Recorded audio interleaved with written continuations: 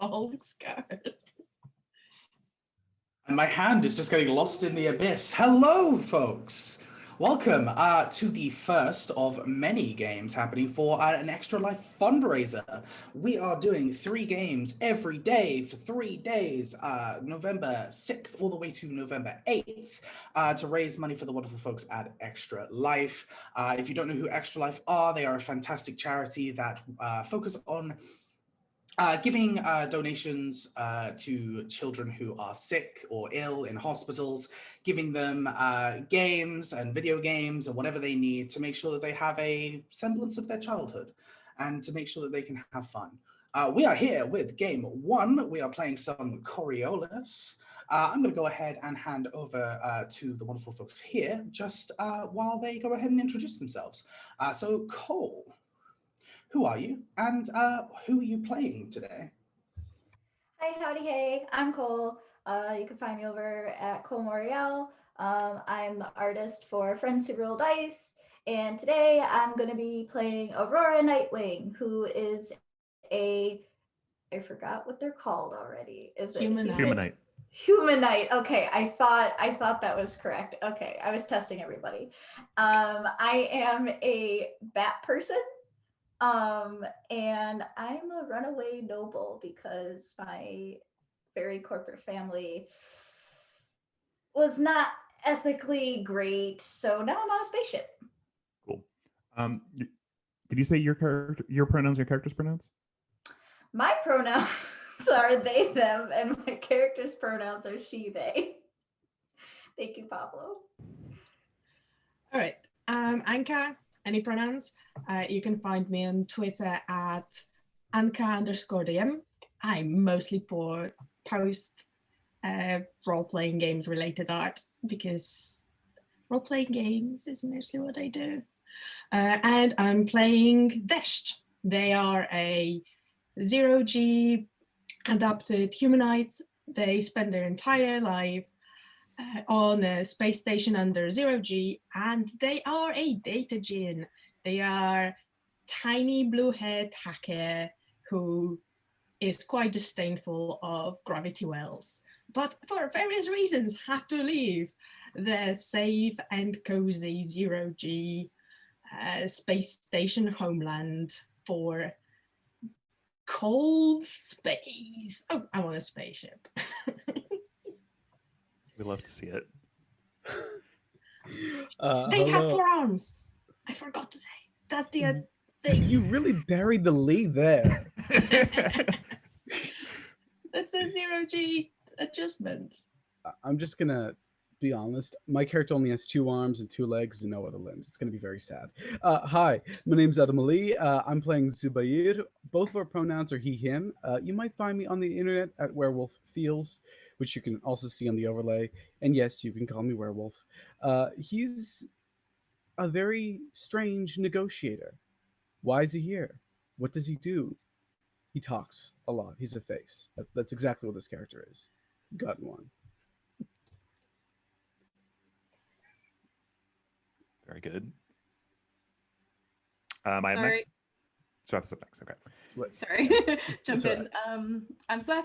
You can find me around the internet, Sweth or Swethra. I am she/her, and my character is Blake, also she/her. And Blake is the pilot of this little gang. She's quite well recognized by, she often has like her helmet on, which sort of undoes at the front, and she takes it off, but it leaves her with, you know, some nice goggles. She looks like she's wearing sunglasses inside, which isn't just to be cool. It's because she actually grew up on a moon that was sort of tidally locked on the dark side, so she's like sunlight or anything light is kind of problematic to her. And she sort of learned to be a pilot in the military initially, but left for difference of opinion with how that sort of went. So now she's with this band. Very ideologically driven space cowboys out here today. Very good. I am Pablo. I'm he, him. I can be found doing doing bilingual poetry and or tabletop things, mostly about Miami and the Cuban diaspora and allegory at any given moment. My character is Olita, and so I'm he, him. Olita is any pronouns, and they're a scientist turned medic. They spent a lot of time sort of like doing the grad school track, but just life led them into a more complicated direction, and they're a damn good field medic. And they have found meaning and validation and such on this particular crew of Space Cowboy Misfits, doing a little bit of well, I don't want to steal the thunder for what our gang is, so I'll pass the baton back to Ray. And I'm Ray. He, him. I will be your storyteller / GM / I don't know, space maestro. That's the first thing that came into mind. It's sticking now. I'm the space maestro. Yeah, we are going to go ahead and jump into some Coriolis.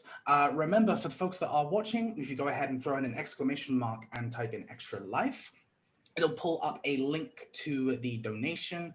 Valdrinth is matching all sub points earned all of November with $1 donations as well. So if you have any Twitch Prime subscriptions lying around, just go ahead and throw those down there. If you donate to Streamlabs directly or the Ko-fi link, go ahead and type in a message saying Extra Life donation, just to make sure that it goes to the charity. And we are super excited to be a part of this. I think I can say that for everyone. I hope, otherwise I don't know why you're here. Yeah, we are going to jump in. So, Coriolis is an interesting universe, especially where this party currently sit. One way or another, you found yourselves together and banded as a group of free traders, essentially. Technically, by law, considered criminals, but by the majority of the population, you are considered heroes.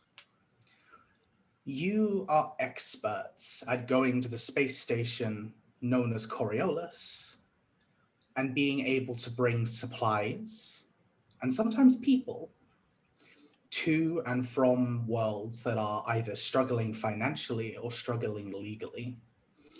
In some cases, this means technically you're people smugglers, but for the best reasons.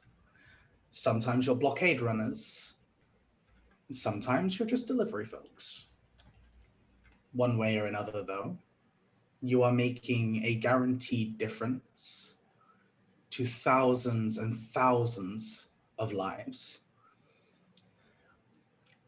You have a little bit of a name for yourselves, as word is slowly kind of passing around from planet to planet of this small group of good pirates that help the general population. Many people have only survived because of your actions. However, the more you've done this, the more charity you've given. Unfortunately, capitalism has caught up with you. Your debt for your ship has to be paid very soon. And you're struggling to be able to find the funds required to pay off both your equipment and your ship itself until one fateful day, you get a ping on your communications. I believe, I'm gonna butcher this pronunciation. Detched. Nope, that's not right. Help. Deshed. There we go. Deshed. As the data gen, you would be the first to pick this up. The first thing that would definitely clock your eyes is an eye-watering 10 million credit reward. Okay. The message is nice and brief. It simply says, I've heard about you. Doing good for people. Making a difference. Sticking it to the law. It's good that your humanity takes precedent. But everyone needs to eat. I want to give you a hand with that. I'm looking for a few friends. A few old friends. If you can go ahead and help me both find them and take them to these coordinates, I can go ahead and hand you this reward. And if you wish to join us for the mission that we are taking place, well, you can consider the reward doubled. The coordinates are here. I'll answer any questions that you need answering, but I would prefer minimal contact after all. You don't know who's watching the data streams. Sincerely, P. Sword. I don't know why I thought you were gonna say PJs. Anyway. So This has been sent from pajamas. So as soon as Dash sees that, they grab the tablet, bounce off the ceiling, because the entire cabin is 0G, and go grab their teacup. That's what they call it. It's a full G mobility aid. It floats in the air around 0.5 meter up. It's actually mostly a floating chair, but it has a rounded bottom, and it has this nice filigree blue and white decorations around. So they call it a teacup. So they jump You've into answered the all my questions about how your character gets around. I am so happy. That's so cute. Okay, go on. Yeah, they grab the teacup with the bottom hands and jump into it and zip straight to the pilot's. Is it cockpit? Cockpit, Is it the bridge? There anyway. They zip there on their full speed, so you just hear that bong when they are taking corners too quickly and bounce off some bulkheads. As you bounce off that, Aurora, you just said the bridge, so the way that I'm picturing this, I'm hanging from the ceiling, and I'm just like babbling at our pilot, and I'm just like, oh my gosh, can you see the star over there? Well, I'm thinking, well, I don't think we've been over there yet, and I think this one's really pretty. Oh my gosh, if you look over there, that one looks like, and as you come in, Yeah, so they're waving the tablet with the like upper hand while steering with the bottom hands, and it's like, we have a job. It's a job. It's well-paid job. It's so shifty. Let's do it, and just throw the tablet at Blake. Let's go. Let's go. Let's go. Yeah. So I Very think good. as Aurora has been like, oh, this one is pretty, oh, look at all this, I think, as is the norm, Blake has been sat there just like kind of I mean, not unkindly, but clearly just knows that Aurora will listen, but is just sort of letting them go. And that's fair. Yeah. And yeah, but I think I'll flick on like the autopilot and take a look at the message that we've got. And I think, I'm guessing this ship, we have like some kind of call something or other. So I will also flick on the dashboard, like meeting in the bridge to anyone else. I like that your yes is A. This is where I've been playing too much Among Us, because I just think emergency meeting, bang! Emergency meeting. How's everyone doing? Is I just everyone wanted to check okay? in. Aurora has done that at some point, probably. Face now. Good. But yeah, so I will call everyone up so we can take a look. anyone mean, who is not currently in the cockpit, what are you doing? Okay. As as Blake just kind of goes ahead and activates the alert/meeting button. Okay, Alita runs into the room with their Technicolor lab coat and goes, "Who died this time?"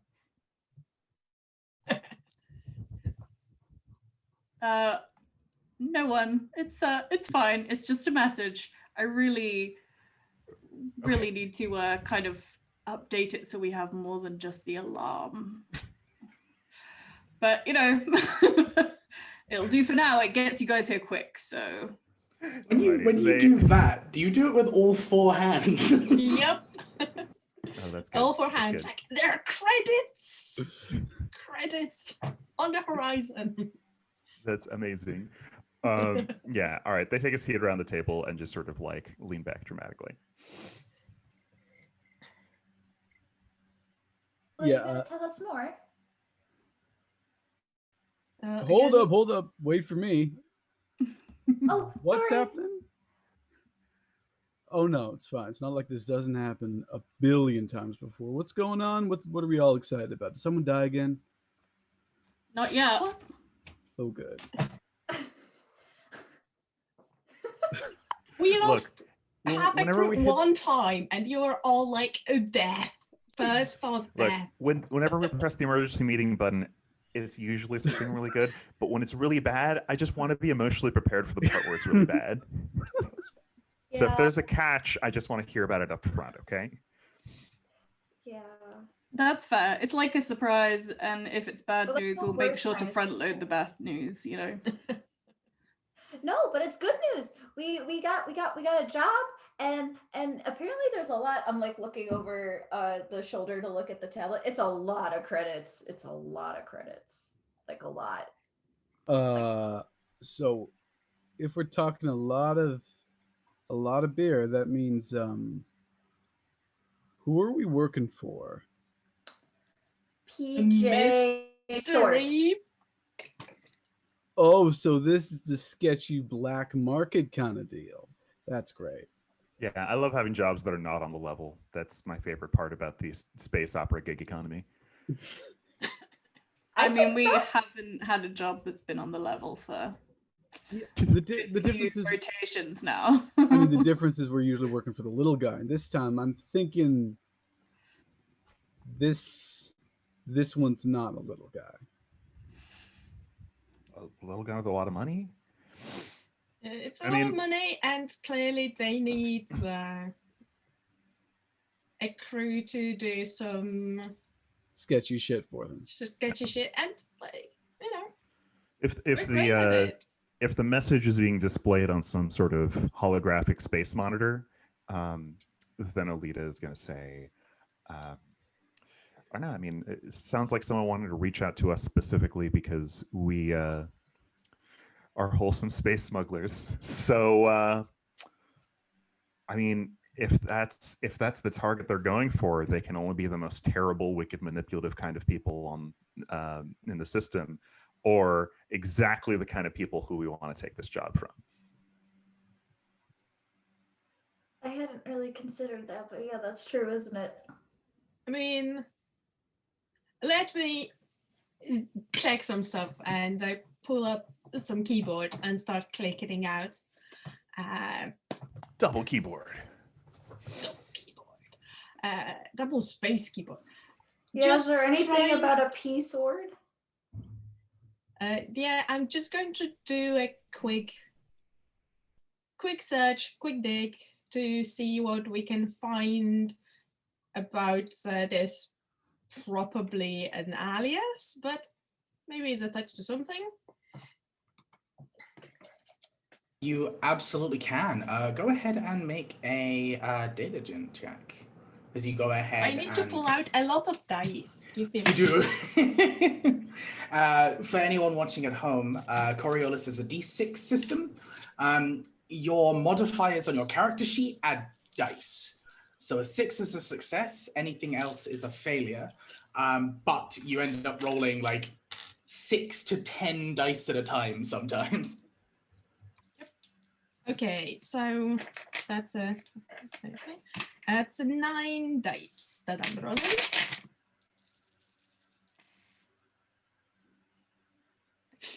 But that's a miserable roll. 1 success. Okay, it's not a very hard check, thankfully. As you go ahead and scour through what information you can online, this is definitely an alias. You don't find any. Yeah, you don't find any other reference to an individual like this. You are aware, however, that as you're taking a look, this offer has been sent to a few other individuals over the past few weeks, but the mission still hasn't been completed. And the same message has actually been sent under multiple different aliases, but clearly the mission is still not done, which is rather strange. We're super comfortable taking this kind of job from this particular jerk, right? We're all comfortable now? Extra comfortable? Okay, so a bunch of people have taken this before. It didn't work out. Yeah. Well, What are we doing with that?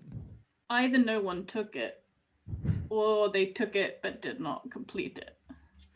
Sorry, I'm reacting to Hype Goblin saying Plot Sword is my prison name.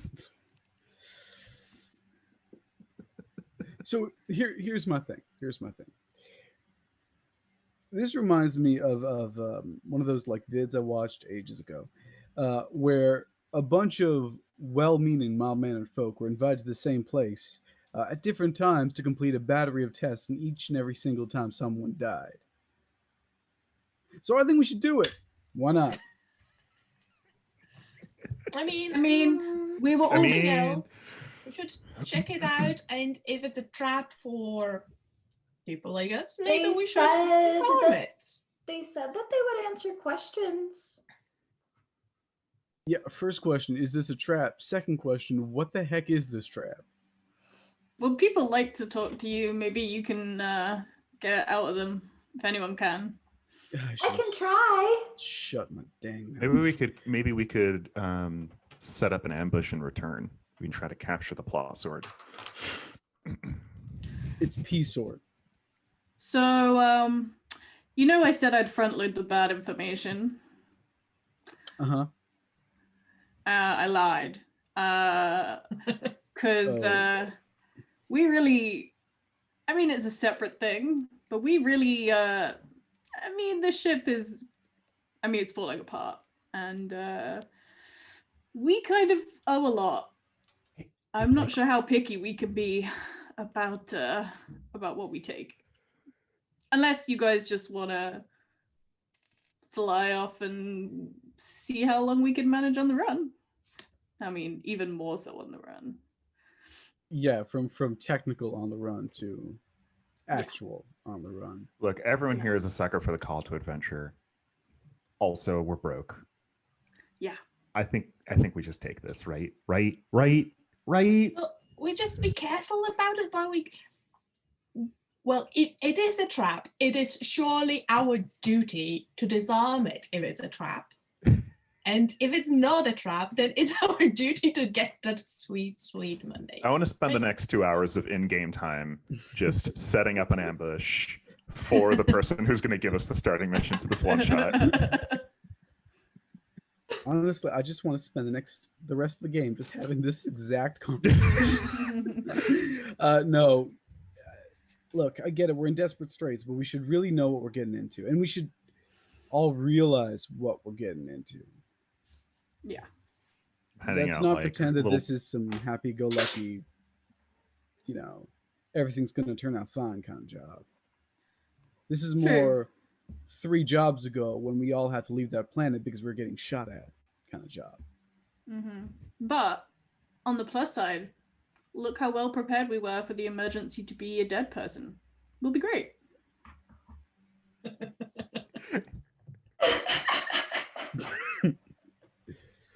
I'm glad we're friends.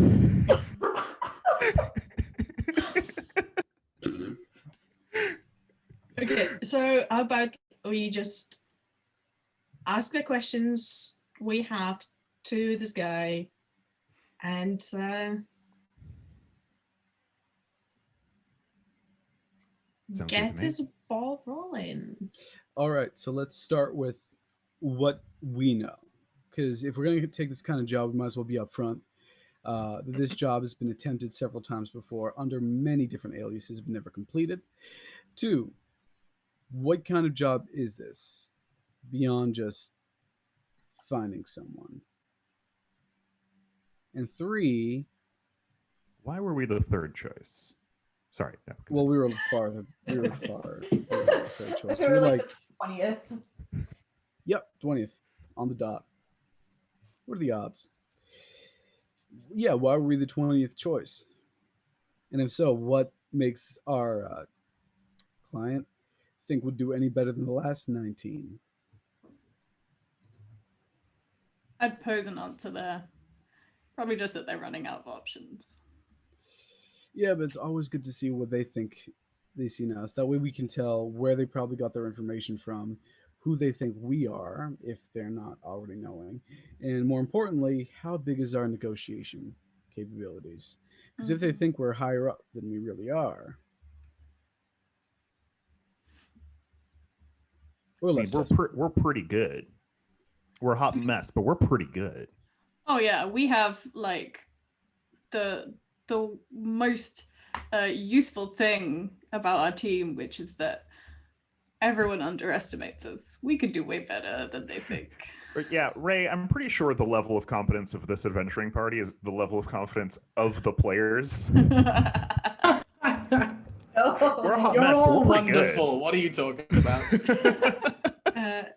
That's how we work, is by being a hot mess and still getting through stuff, right? Yeah, I guess. So should I send the message? Yeah, send it out. Yeah, I would Okay. add to those questions, actually, what can we expect roughly at those coordinates? At least according to the quest giver. Like, are we going to land on a desert planet and go exploring in ancient ruins of post-atomic disaster city? Or are we going into cool, amazing space station circling some faraway moon? Like, what are we getting into? I mean, I would really hope for the latter. I've been itching to break out the synth leather jacket. Ooh, yeah, no, that looks really cool. Late like looks down at her own leather jacket and then it's a bit like, I mean, you don't see because she has her like sort of gold visor, so you can't actually see her eyes, but she has a bit of a like a Everyone looks cool in the leather jacket. Like those are the rules. Yep, it's rule number 1. I'm gonna guess that it's probably gonna be a desert planet because Lord knows I hate them, and that's just what fake Hail demands. ExtraLife. Alita shines an invisible apple on their chest and goes, "Sorry, Crime Lord. The Technicolor lab coat stays on the whole mission." So Aurora's gonna type out the questions. So what to expect? Why are we the 20th people to go out on this, and what happened to the others? But it's written in the way Cole can't write professional emails without people reading them. So it's like, hi, I hope you're having a really good day. So like, we were just sort of kind of wondering like what to expect. And if you could tell us what happened to the other people that went on this, like we can't find anything about that when we searched it. So like you should like totally tell us. And also blah, blah, blah, blah, blah, blah, blah. That's the message. Is there just like loads of extra exclamation marks and ellipses? Extra exclamation marks. So you're like Extra exclamation marks, overly friendly, no capital letters. Like it's just all just 15 And minutes. Sorry, go when ahead. we're sending it, I'm going to attach just the smallest little program, just to let us know if it's not police. Dish, no. Just a tiny virus, just to check who those people are. Amazing. 15 minutes after that email is sent, there's a second one that's just like, Hello. Just following up to see how things are going. You recently received an email. We just want to confirm receipt.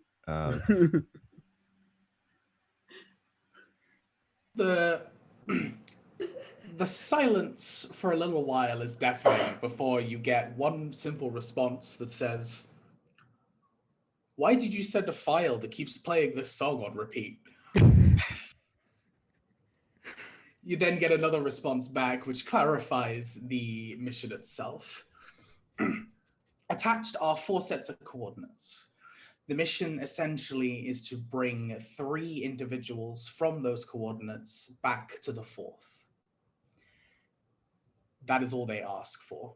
Just the people to arrive on the planet completely unharmed, or as unharmed as they can be. They just ignore all the questions. What kind of planets are they? Why did everyone else fail? They do respond to the why did everybody else. For a start, a lot of people just flat out refused the mission because they thought it was highly suspect, which, it's understandable. It's super, super suspect, especially for that amount of money. It's fine. A few individuals did take them up and immediately failed. They went to Malcon 5, which is the first coordinate, which is set there, and they never came back. Oh, great. What's This is Malcon par for the 5? course, to be Can I fucking do a honest. Google search on Malcon 5? A Google Space search? Space Space Google. Google. Google 2. Yeah, what's Mountain 5? Searching the Googs. Do you have datagen?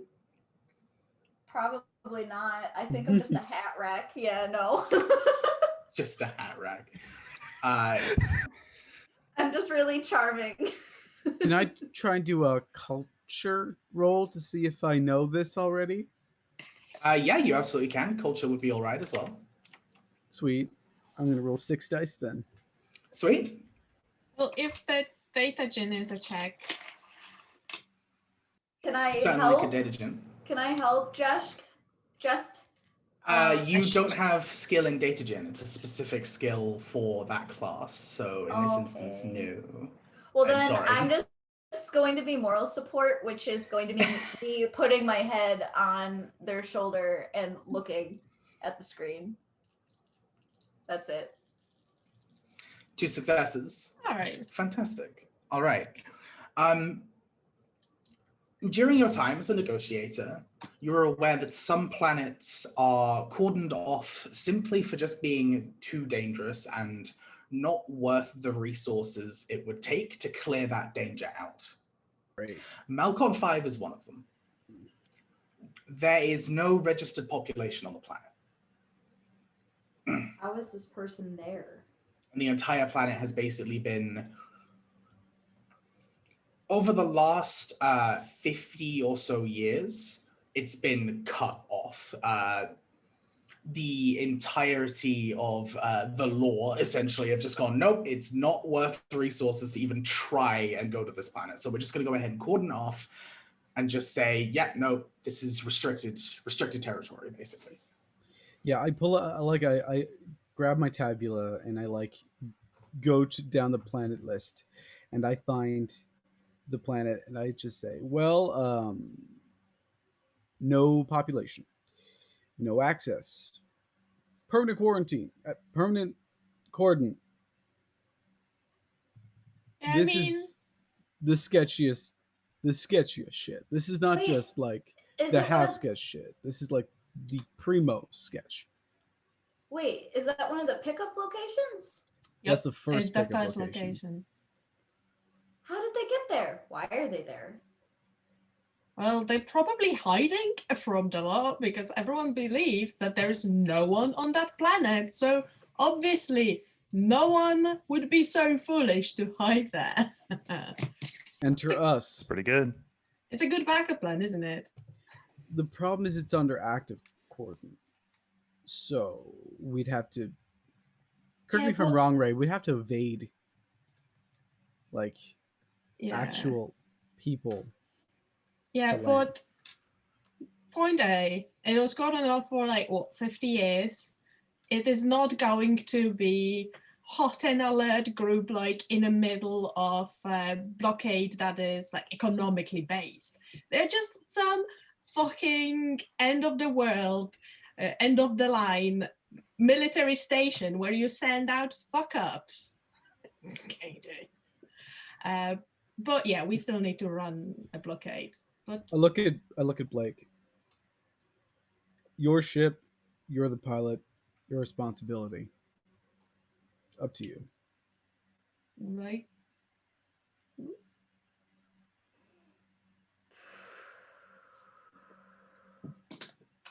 Like you muted. You muted. Thank you. Well, I can get us there. Evading people isn't something, we haven't done before. It's par for the course. I guess In I the just job description. I want to Like- know why these people are being gathered, though. How much back Normally- and forth can we have with our mysterious patron? Well, clearly they didn't answer the questions. And Yeah, they were they're like, being "Oh, evasive. don't text us. You will call the police." Okay, Yeah, wait. whatever. I don't really care for that shit. Like, can we just insist? Is that Dished, fourth coordinates. Where are the fourth coordinates? And search up whatever we're supposed to take them to. That'll give us an idea of what they're there for. Yeah, okay. I'm gonna do a search of the last coordinates. The drop-off location. Adam Ali coming out with the big brain moves right now? Mhm. We're only as good as our players. I'm like, have we tried machismo though? I am rolling so many dice and I keep rolling single successes. I mean, But thankfully, how- at the moment, single success is enough. So you're good. These are pretty simple, like, search checks, to be honest. This system is known as DWAP.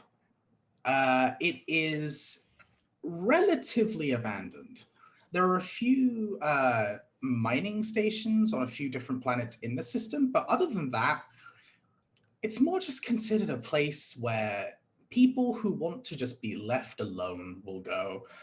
There's small communities in the system of individuals who essentially one way or another have retired or perhaps are hiding out or something along those lines. It's pretty easy to live on the planet. Thankfully, the planet has a lot of natural resources, but it is relatively far away from Coriolis, so getting supplies to the area is a little tricky.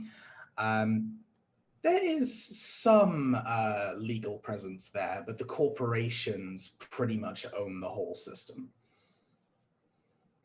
So we're taking this, and this is only one of them. We know about one of them. We're taking one person from a abandoned location to another abandoned location. Well, no, we are picking up 3 people who are clearly in hiding for some time and dropping them off 100%. in a system full of people that Full of a wants to place be good for left hiding. alone. So Yeah. it's the 4th person from the same group picking up their friends, right? But they probably all have such an impressive, reasons to be like, the faces everywhere on wanted posters or something. So the person that is the quest giver is just picking up his old party. What percentage of these sort of like highly wanted criminal bounty hunters that we're going to go find do you think decided to start like an urban farming co-op far away from everything else and are just living the dream right now and we're about to ruin their fucking day? I mean, like what? We shouldn't be speculating. But what if This whole game has been speculation so far, so we shouldn't be? Someone has to say it. But what if these people don't want to be found because they don't want to be found by each other? Huh? Well, if we will find them, we'll ask them, right? Okay, wait. Right. Now you've brought up a good point here. What if our mission is to get this person through the blockade? We don't smuggle people who don't want to be smuggled. What do we do if they just say no? We don't do it. We get the hell out of there. All right. I think, okay, so Unless they want to join us, I can imagine, like, I feel like, you know, if this planet is, like, super, like, you know, like, cut off from everything, it is just, like, a desolate wasteland, like, maybe they'll want to join us. I mean, that's kind of how we found each other-ish. I mean, we weren't on, like, hostile planets and stuff, but, like, you know what I mean? Aurora, you know we talked about pets on the ship before. People aren't pets, they're friends. No, but I mean, we have limited space. I mean, I'm thinking of extrapolating the rules to stray people as well. y'all pulled out a classified ad. That's how I found y'all. This is very different. That's Now- true. Well, maybe we could, if they don't want to be smuggled to the location that we're supposed to take them to, I just feel like maybe they're really lonely on this planet with no one on it. So maybe we can take them somewhere else. Unless they want to stay in hiding and then we leave them. Do you think they're trapped? I don't know. I don't know anything. I'm Well, guessing. We need There to find is an out. urban farming co-op down there. I know. It's just like 5 queers started a family, raising one gender-neutral baby. I'm so sure. All right. So, And Ray takes What if notes. we're bringing the family back together? Come for the on. love of- Enough of the darkest scenario. Okay, for the love of the faithless. guys. Blake, put in a course. Dish, please do some of your data magic. Cross-reference 4 ne'er-do-wells. I'm gonna go with that. 4 people who would have a reason to hide with these systems. See if anything pops up, just in case. It's probably not going to come up to anything, but you know, if we can get any shot at figuring out who these people are, the better. Any other questions while Blake sets the course? Because we are moving, I cannot sit here and have this conversation for much longer. I need coffee. Blake is gonna nod as she's like typing the coordinates in, and she will sort of like meet eyes with Zubair. Is that right? Yes. Yeah. And basically sort of be like, she generally has like a poking fun at things sort of attitude, but she's kind of like a bit more serious, and it's just like, I know this isn't ideal, but we don't really have a choice for now, but we can manage it. And she's sort of like trying to reassure. That brings up a very important thing. None of us admit that we do not have a choice. We don't let them put us into a position where we look like the weak one. Agreed. Agreed. Blake will turn and she will send us to where we're going, or set a course. Well, my question is, before we go to the first location, what is so dangerous on this planet that it goes blockaded? Because that wasn't part of your recall. I would really like to know that. But, or was it? The area has been quarantined as I say quarantined, that's the wrong word. Cordoned. It's been cordoned due to being incredibly dangerous, but no one has actually made it out to realize why. Right, we will do some That's serious so much scans. worse.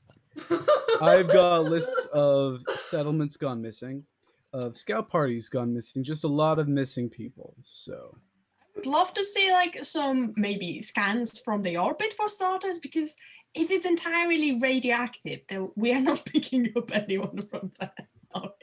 Is there anything that we can get whilst, as you travel? Is there anything we can get from like the maps, the galactic maps of like what, if it's something maybe environmental, like what that sort of situation is? That would be something. Space weather map. What's the situation? Yeah. So Malcon 5 only has one quote unquote habitable planet in its system. Mm-hmm. This planet is incredibly arid. It's incredibly dry. There's a lot of deserts scattered across it. You had it in one.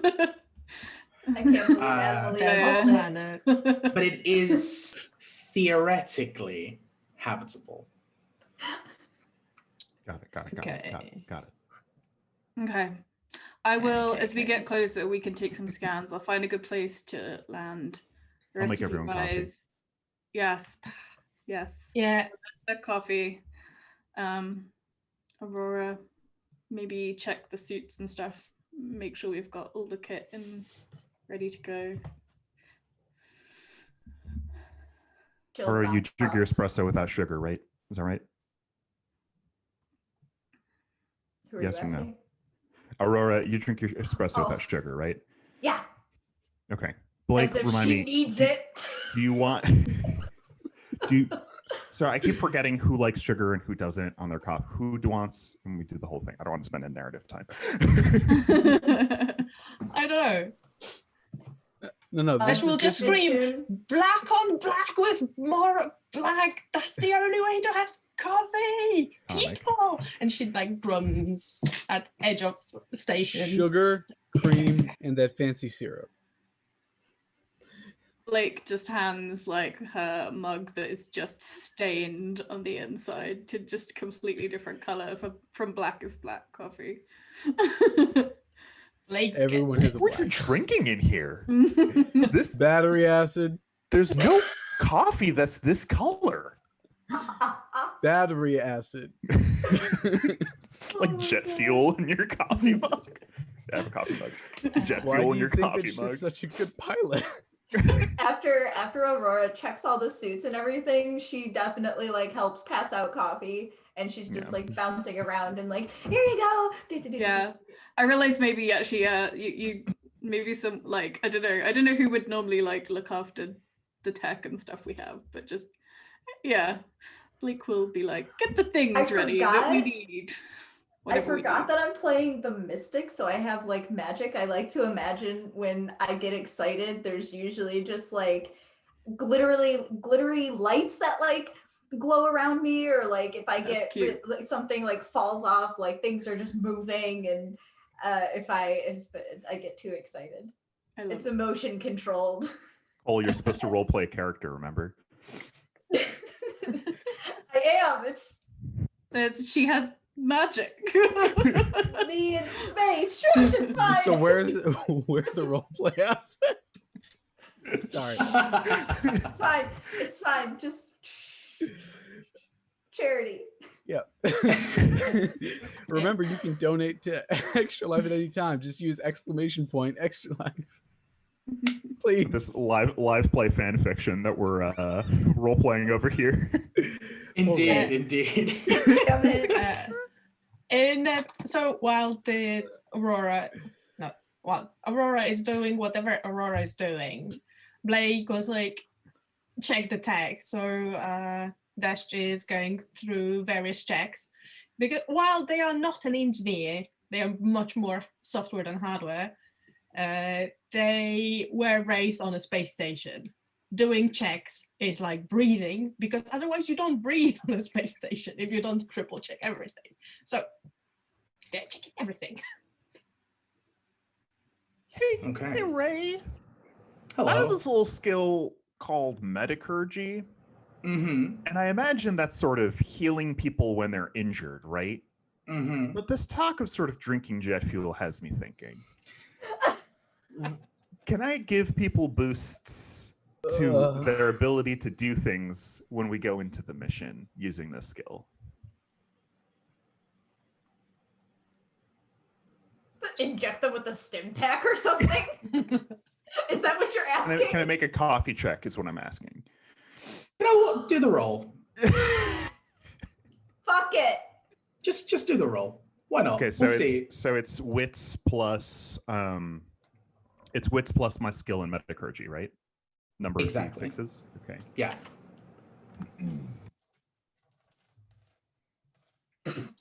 It's 7.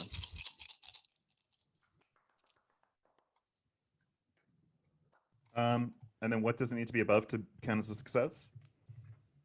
A It's just sixes. So any sixes are considered successes. Anything that is not a 6 is a failure. It doesn't work. Okay. There is a mechanic in Coriolis called Pray to the Icons, which allows you to re-roll any dice that is not a 6 in a roll. However, it does give me a darkness point, which I am able to use Have a against fucking you later. darkness. Let's do this again. I guess one of these is gonna work. Embrace the night. It didn't work again. Oh, So we just oh no. welcome to our Coriolis stream. We're already adding darkness and achieving nothing. When we're going into a spooky planet that no one can get to, and Ray has a darkness point. I'm sure it's fine. And as Flying soon around, as you... giving people coffee, and I'm just here, in like next to the espresso machine, just like, what am I gonna fucking do? This coffee isn't working out. It's too strong. I think I burnt it. It's just, oh my god, why am I It's such a fine. fucking mess? Blake likes battery acid. Great. Yeah, I feel like we've been running out of coffee, right? Like maybe this is the thing. You've been making us coffee, but it's actually been running out for quite some time. And like Blake is the only one and you've been topping it up with something, you know? I'm It's I'm fungal scraping, based, like- let's face it. We are in space. It must be fungus. Yeah. And Blake is the only one that's like, the coffee's got better. Like, scraping up spent bits of like K-Pod and just like old coffee grinds and just trying to extract more caffeine out of them, and it's not going well. yeah. I really want to ask if Mystic Powers empathy can be used as bardic inspiration, but it's fine. No. No. I'm gonna spend that darkness point straight away as you exit warp. Fuck! Fuck! You go ahead and jump into the Malcon system, and you are immediately assailed with bolts of laser fire.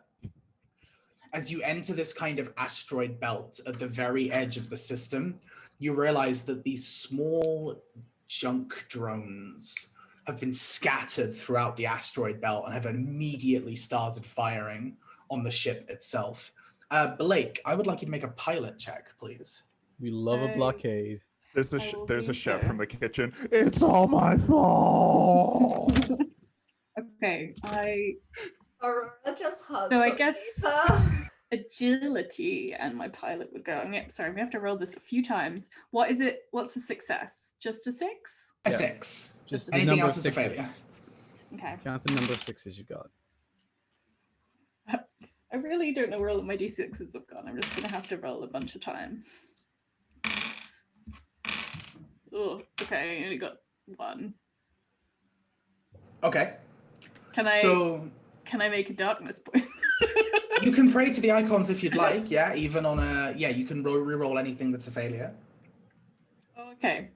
So do I still keep the 1 success I got? Yep. You only Yes. re-roll failures. You don't re-roll all the dice. Ooh, okay. Okay, there's another one. Oh, and another one. See, like this was worth it. Okay, 2 more, so for a total of 3. Okay, that's really good. So there's a few blasts that kind of scrape against the hull, and immediately, Blake, you go ahead and grab the controls and just throw the ship into a barrel roll. Everyone is kind of caught off guard as the ship just lurches around. You hear the slight scraping of metal on rock as a small section of the ship just manages to catch the edge of an asteroid. Blake, you go ahead and dive straight down, and you realize that these drones are starting to follow you, but you are a damn good pilot. You're managing to avoid the majority of the blasts, and those that do hit you kind of just scratch across the paint. It's gonna need a little buffing out, but there is no major or worrying damage against the ship. Damn it. That's what the last scrapings of paint we had on the port side. Question. Are they still following us? Yes. Can I use my remote control unit to try to hack into them? You absolutely can. Let's hope that this time I roll better die. You can do it. I believe that we will win. That's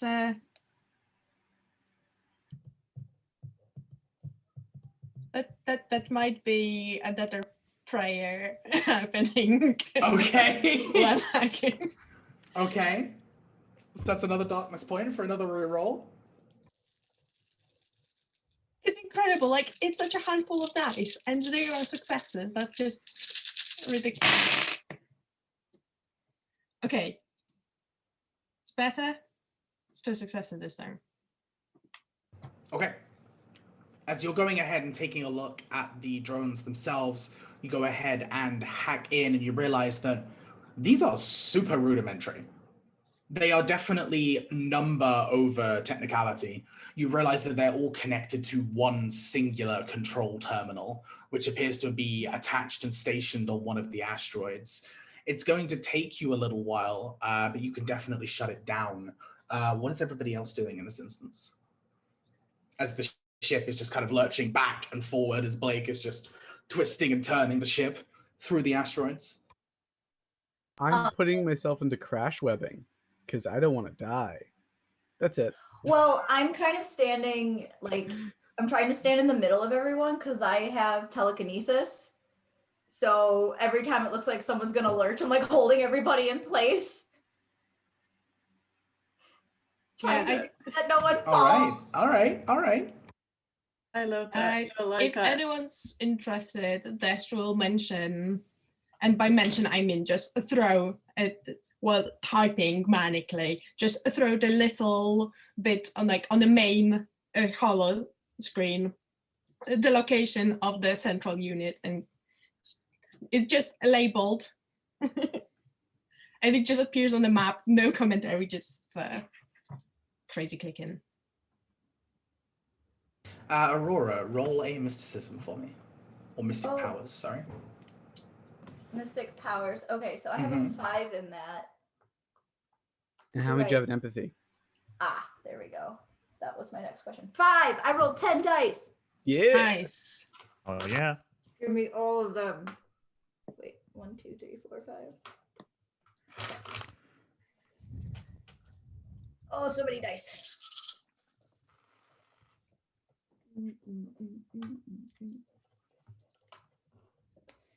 That's 2 successes. Okay, so yeah, you managed to keep everyone from lurching too much. You end up stumbling a little bit yourself sometimes, but for the most part, you can keep everyone still. Zubair, you are in this crash webbing, so you're pretty okay. You're pretty confident. Still a little scary, but you know. I forgot to mention something important because she's a bat. When she's like looking for where everyone is, you hear her randomly making like clicking noises for echolocation. That's so cool. So cute. That's really cute. Am I near a window? Does your ship have windows? That's the question. I think so. You got to be able to see the beautiful, like, color. Aurora's mentioning seeing stars, so yeah, we have windows. Okay. At least on the bridge, probably not throughout the entire thing. I'd like to look at the window and see if I can. Are there any other threats on the horizon, or was it just these drone things? Drone things. Roll observation for me. I will.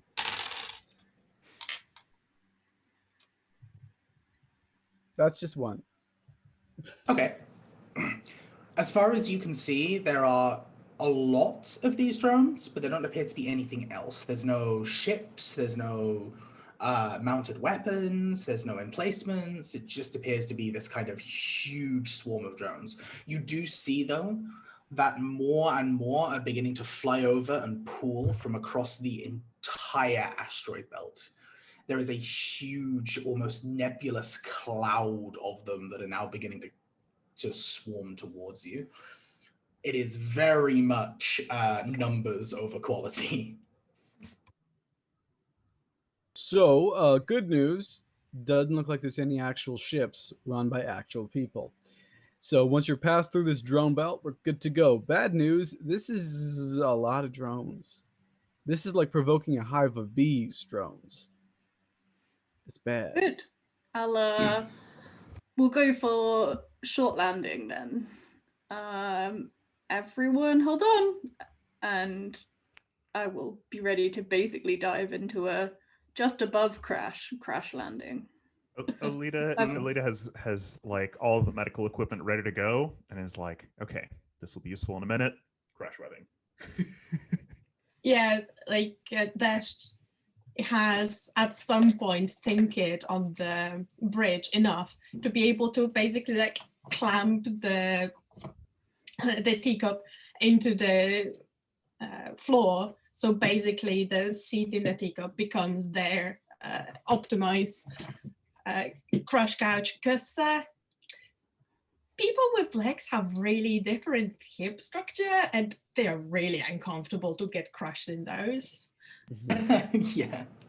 I think that makes sense because like, and I love that so much. Blake will put her Seatbelt. hit the thing that like a space seatbelt. I was trying to describe, but my brain Space stopped. seatbelt. I love Yeah. it. The SSB. Yeah. Yeah. And I guess probably the two of us will be at the front, right, whilst you guys are in the crash webbing at the back.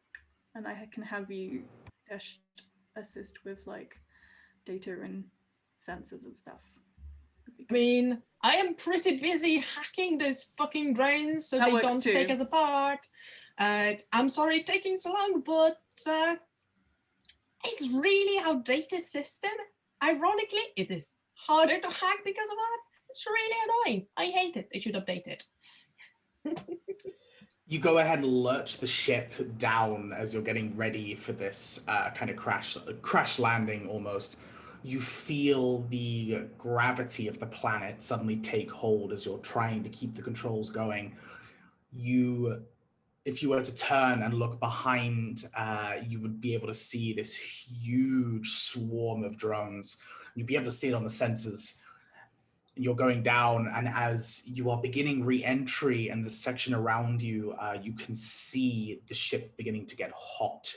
You can see the sound barrier beginning to break, and suddenly one last key press is all it takes for the sensors to suddenly go dull as this huge swarm of drones deactivate.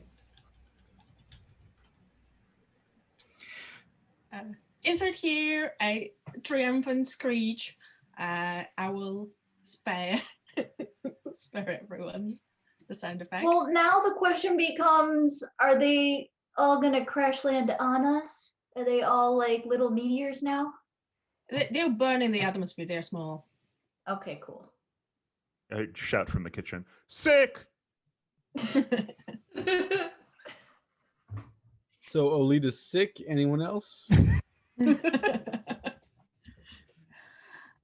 Bugsy not cleaning it up. I think that's the After our last cleaning robot went kaput, and I am not taking a round of cleaning on this ship. I never thought I could see a robot commit suicide before, but It happened. Good lord. I mean, Blake. you're projecting, firstly. Secondly, it's going to be okay. We've gone through worse things. Oh my god. It's fine. Wait, can you roll another piloting check for me, please? Can. Oh no. No more. Basically, how crash is this crash landing? Cease the piloting, please. Please. No, don't cease the pilot. Don't cease the piloting. Icons take the wheel. That's the most. You don't want the most crash. You want like a medium level of crash. A smidgen, perhaps. I A believe smidge the of phrase. crash. I believe the phrase was one crash above crash landing. Yeah, it was. Yeah. One above crash. I only got one success though. Okay. Your skill speaks for you as you're able to kind of, the best you can navigate this. The ship is going to remain intact, although everybody is going to be a little sore. as you skim the surface just enough to slow you down, just enough, a little bit, and a little bit more, and a little bit more, and then you just go ahead and dive the nose just enough as the ship crashes and skids across this arid surface. The rest of you are flung around a little bit. Your crash weaves are incredibly helpful, although it's still a little headache-inducing as you do strike the ground. It takes a moment as the ship screeches, and anyone who is still in the cockpit would be able to see this strangely beautiful sight of these red streaks coming across the skyline as the drones travel down and begin to burn up in the atmosphere. It's strangely beautiful as you're seeing this kind of red-orange rain almost, just streaking across the sky. Cool. Great. This is awesome. I got Space Advil for everyone's headaches. Like a stone skipping across a pond. Great work, Blake. Right.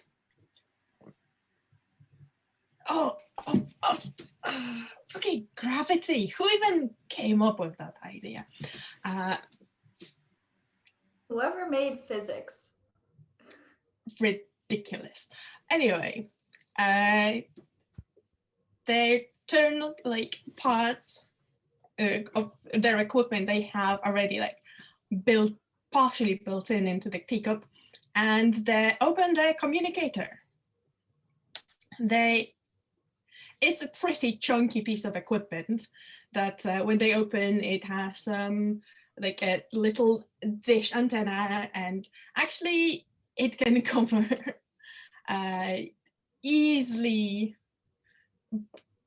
this entire planet if we were at an appropriate angle, obviously, and start pinging. Because now we know that I have deactivated the entire listening station with all its drone supply.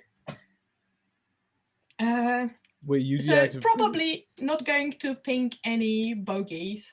So I'm going to start pinging, looking for, signs of life. Wait, hold on. You deactivated the entire listening station. I mean, I killed all the drones. They were running all in a single central unit. Dish, I'm not saying you didn't do a good thing, but that means that whoever owns and operates the listening station is eventually going to notice it's missing, which means we might have a timer on our backs. Dish, that was a really cool thing you did, and I just want to unconditionally validate you. We have no choice but to stand. Low five, and they stick out the bottom hand. Alita, sometimes you talk, and it sounds like words, but I have no idea what they mean. Alita, I would like you to make a metacurgy check, please. All right. As you're looking across your companions, it's just a check to make sure that there's no serious damage to any of your friends here. Yeah, success this time. What was that, sorry?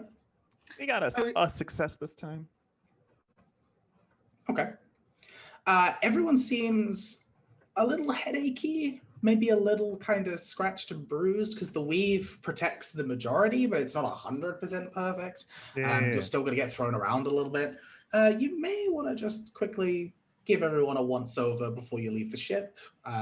Just a very quick check-over. Do that, and the Excedrin is a little bit more effective. You actually have some caffeine. I know we just did the coffee thing, and it was all very funny, but actually you might want to have just a little sip or something. It'll just make it so I have to give you a smaller dose, and all that's very useful. Anyway, we've been through this a couple times. Yeah, over the intercom, just quickly, Blake is going to be quick, crew check everyone. Aurora, are you okay? Because you're the only person I haven't heard from yet. Are you? I think I'm okay. I have a little bit of a headache, but I think I'm okay. Okay. She's sitting in the middle of the floor. I'm gonna do some control panel presses and basically flick up an unnecessarily displayed timer, like of basically how long we've like since we've landed, basically, so that if we can count down like when people might notice, and I'll sync it up with my thing. Okay. Is there like from, I don't know if we'd be able to figure this out, but like, would we be able to estimate maybe how long it might take for somebody to get here if they noticed this had happened?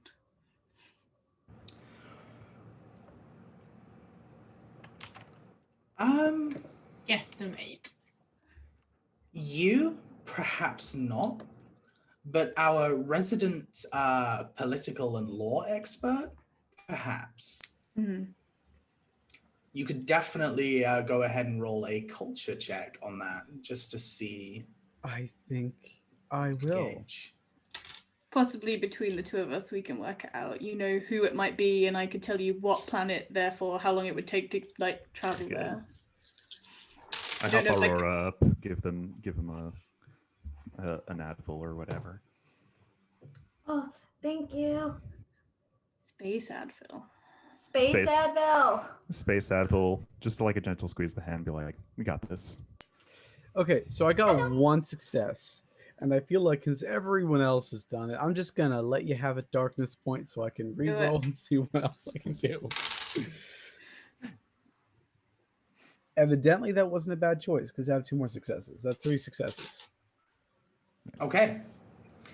You are pretty well versed with various different political laws from various different corporations and Coriolis itself. They will usually go ahead and throw out a wide scan from each system to neighboring systems, usually once every 24 hours. Judging by the time now, you probably have around about 6 hours before they notice someone has entered this system. Blake, timer's to 6 hours. Easy. I said it, and then I ping it to everybody's like communicators, so we Got this in the bag. Right. We need. This is gonna take 20 minutes tops. Lolita, your positivity is a wonderful thing. It's also wholly unwarranted at a time like this. This is standard fare. This is what it's like every week. Positivity warranted every week. Oh I my feel god. like we all managed to balance out at like dash levels of like optimism and pessimism, because Surveyor and Blake like do the negative, and Aurora and Aletta like slowly get real in the middle. Oh my gosh. Actually, Okay, so Desert Planet, rule number 1, try not to, breathe too heavily. You don't want to get sand in your lungs. Trust me, it's bad. Rule number 2, Watch be out for the aware- giant worm. What giant worm? Every desert planet has a giant worm. I don't know why, but they all do. Ray's like, please no. It's actually from a meme they sent me yesterday, which is whenever you see something in sci-fi, if there's a desert planet, you just scream, "Show me the worm!" Giant worm. Okay. So when Zubair says all those things, you can see that's just clamping this spacesuit on and like putting on the helmet. I'm not breathing any sand. Click. As you've also gone ahead and opened your communicator after going ahead and throwing on this spacesuit, there is a message ping that has been sent to everyone's communicators, but as you were the first one to go ahead and open it up, that simply says, "Get out."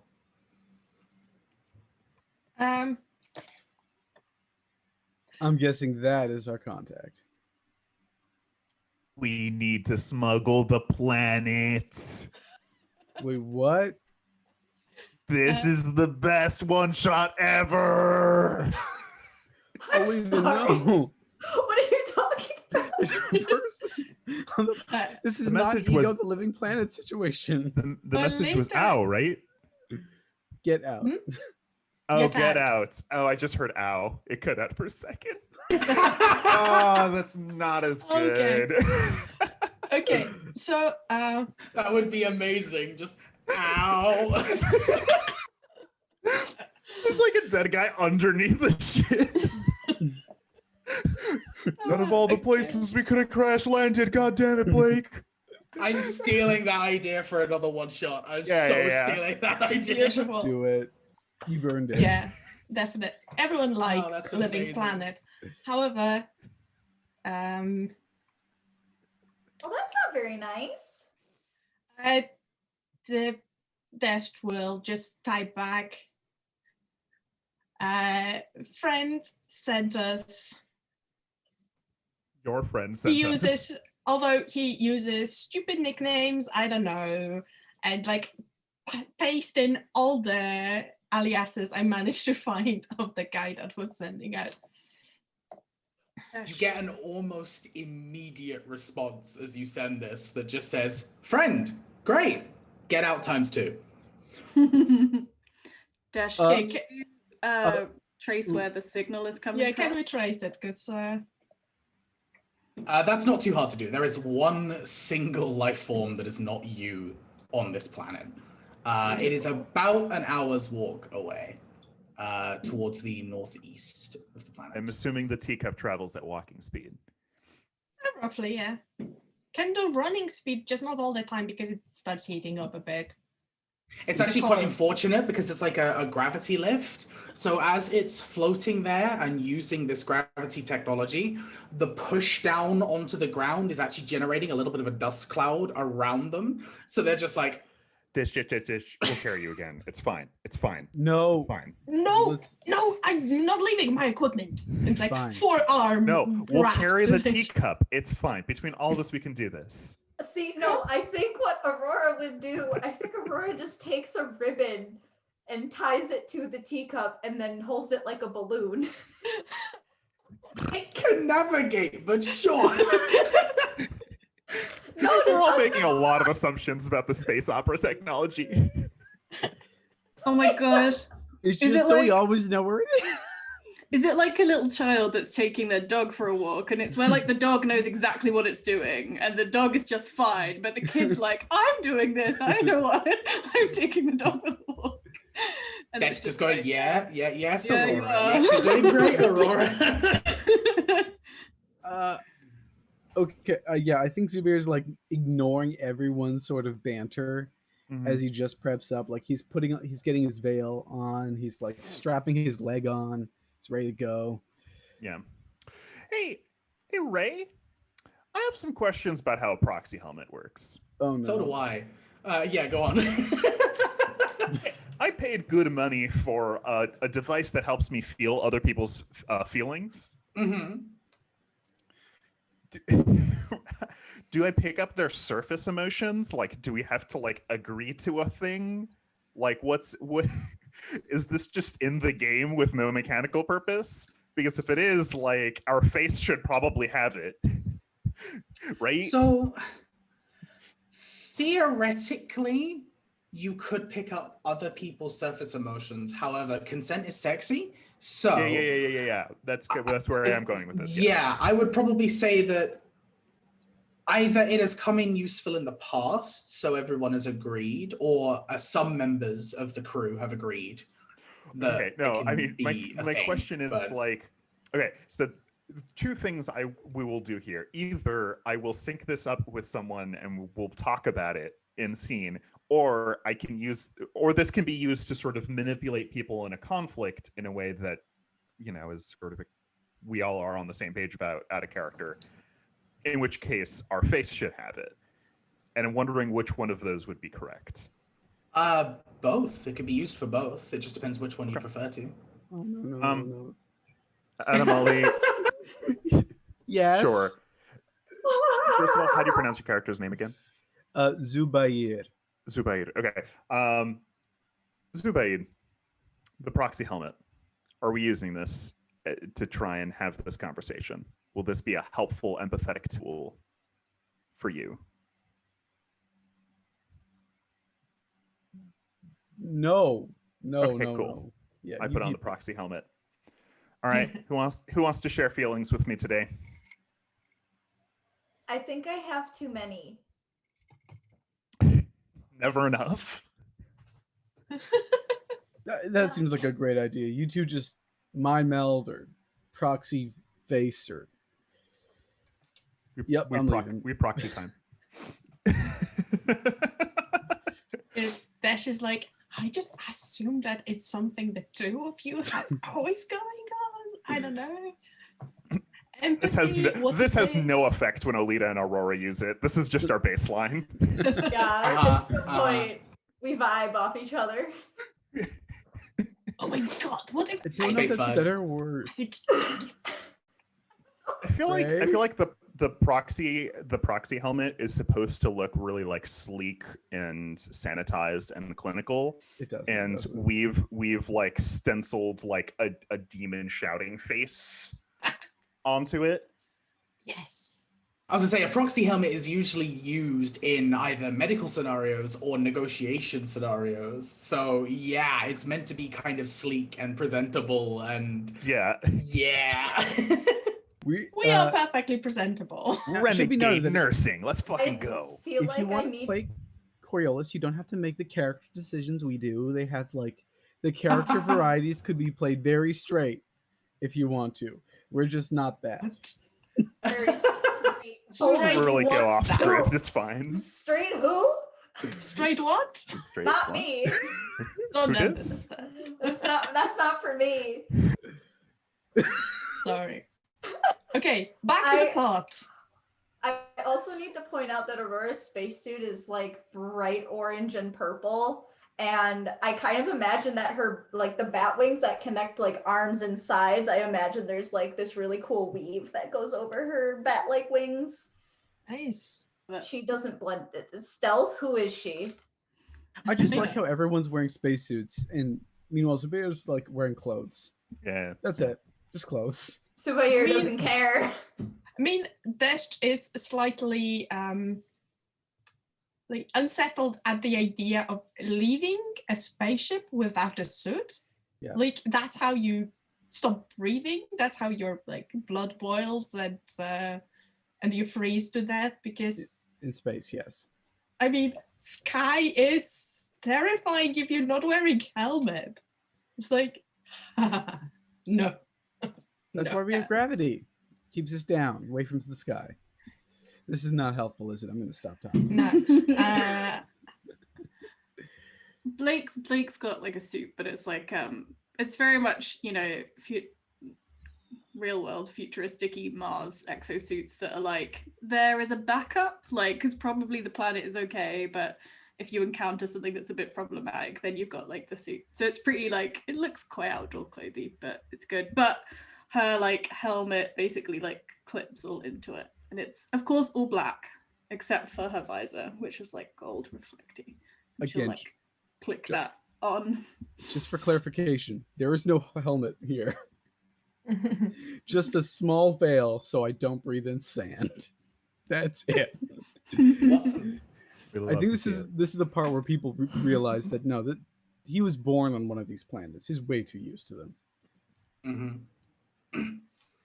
Go ahead and get yourselves wrapped up, set up, ready to go. However you do so, you can step outside of the ship and find yourself on a very cracked and dry ground. Not quite earth, but not quite sand either. It's that strange kind of amalgamation of the two that you sometimes find in arid regions. This area has probably also seen a few sandstorms in its day. It's, about an hour's walk. You carry on through. You would probably have to burn through quite a lot of your water rations. Even the air itself is dry. Is it so? Question for Aurora: when she clicks, I'm assuming this is like very open. It is flat for the most part that you can see. In the very, very, very far distance, you can see sections of where dunes are beginning to form, but there's not quite enough kind of sand on the planet, or on this section of the planet anyway, to be able to create a full traditional sand desert. As you kind of go ahead and click, the majority of your clicks just carry on and on and on and on and just echo essentially throughout the planet for as long as the sound is able to travel. Aurora is oddly quiet, and she positions herself as close. If she can get between two people, she's going to do that, but she's going to be very close to Aleta. Aleta, you feel anxiety. That's my secret. I always feel anxiety. You're Oh, being, same. you two are Big being same. very, very quiet back there. You all right? Yeah, That's a I'm lie. fine. Why wouldn't I be fine? I'm fine. I'm fine. This is fine. You know, if Bye. there were like mountains or trees or valleys or other geography than this, might be a little easier for like Aurora to like echolocate. Also, I'm kind of spooked because we did destroy a swarm of drones that was blockading this thing, and you know, it's starting to hit me that in 6 hours that might have consequences. I mean, that's a good point. This place is barely arable as it is. I open up my tabula again. I'm going to double check. Was this planet always this dry?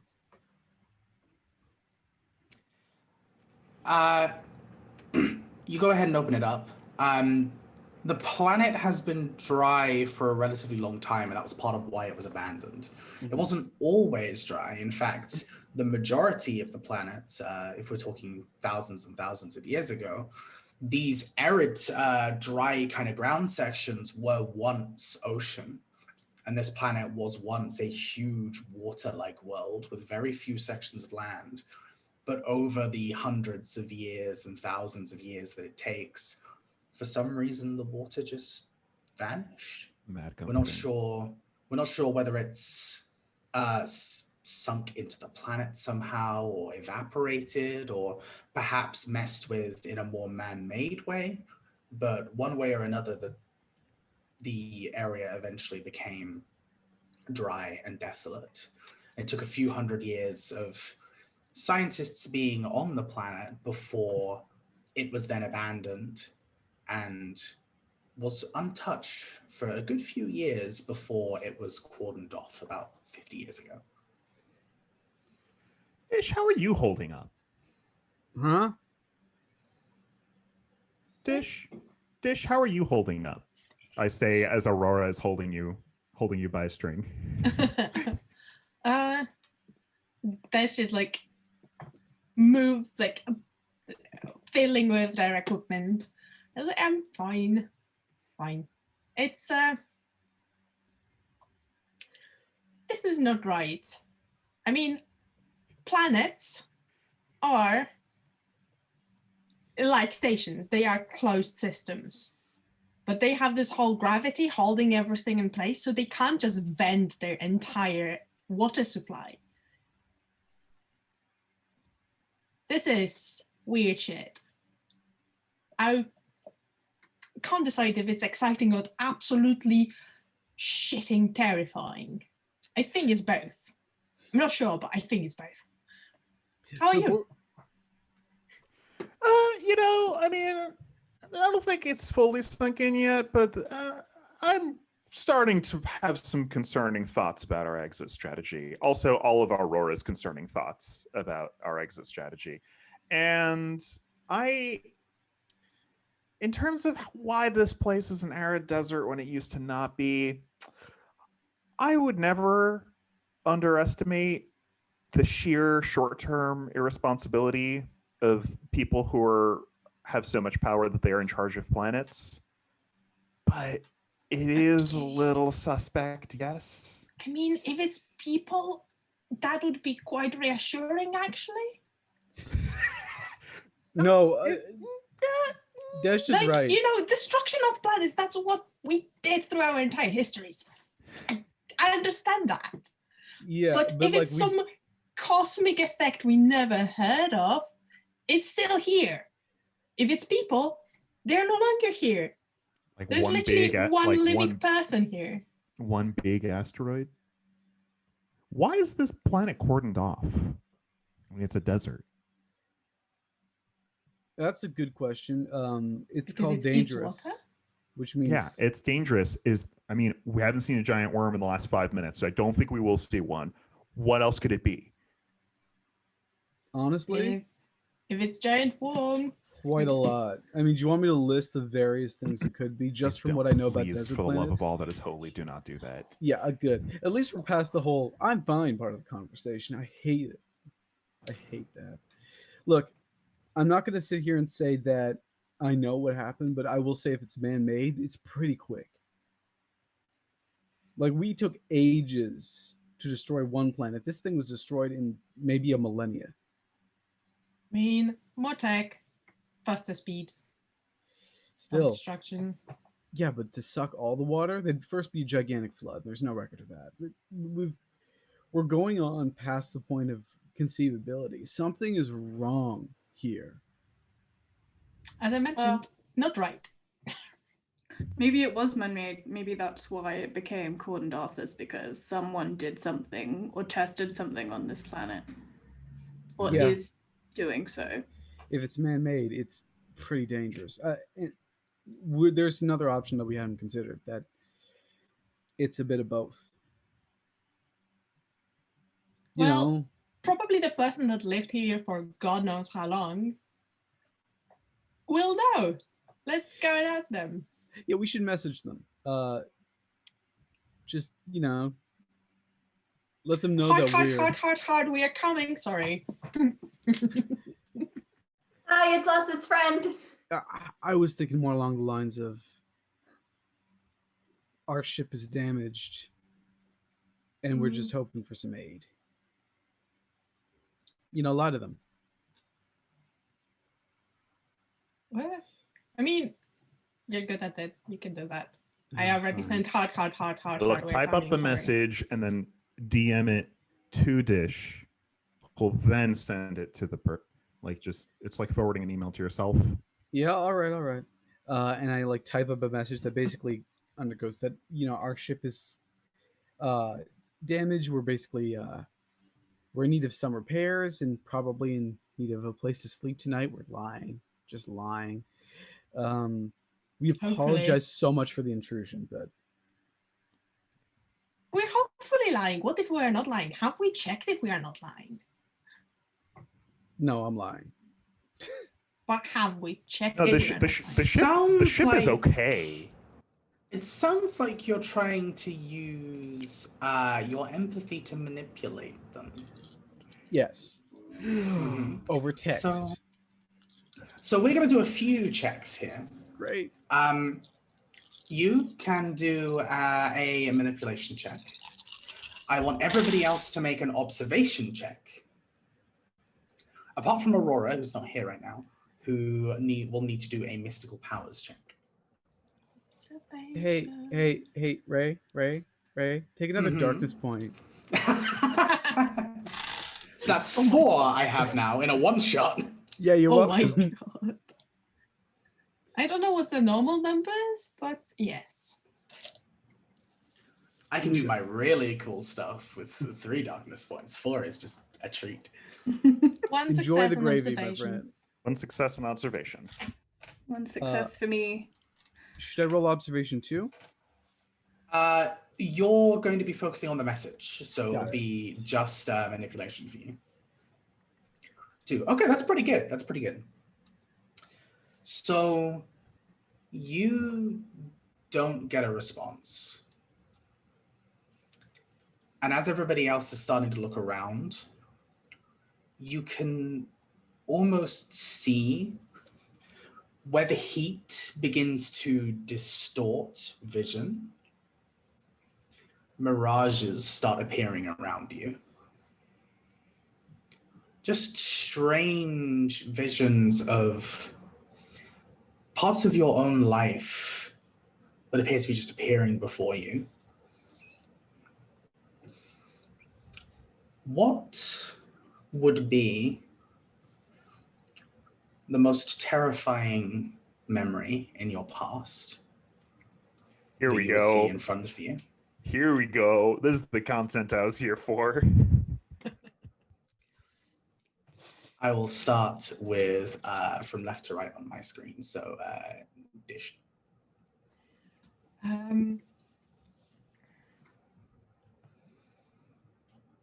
So I'm not sure how that is projected through the mirage, because definitely the most terrifying time in their life was when they're in a situation of conflict, and when they were running for their life, they got ejected from the space into the space for roughly 15 seconds. Then their friends came in and saved them, but they spent 15 seconds unsuited in vacuum. And they were very, very convinced that that was their... So you see through the mirage, you will see just this inky darkness of the abyss. You see a solitary silhouette just floating through, only recognizable by the slightest blue tinge of their hair. You can see that silhouette is very clearly covered in frost. Their skin starting to change as they've been floating through this vacuum for some time. And you watch as this mirage begins to almost stretch across your vision.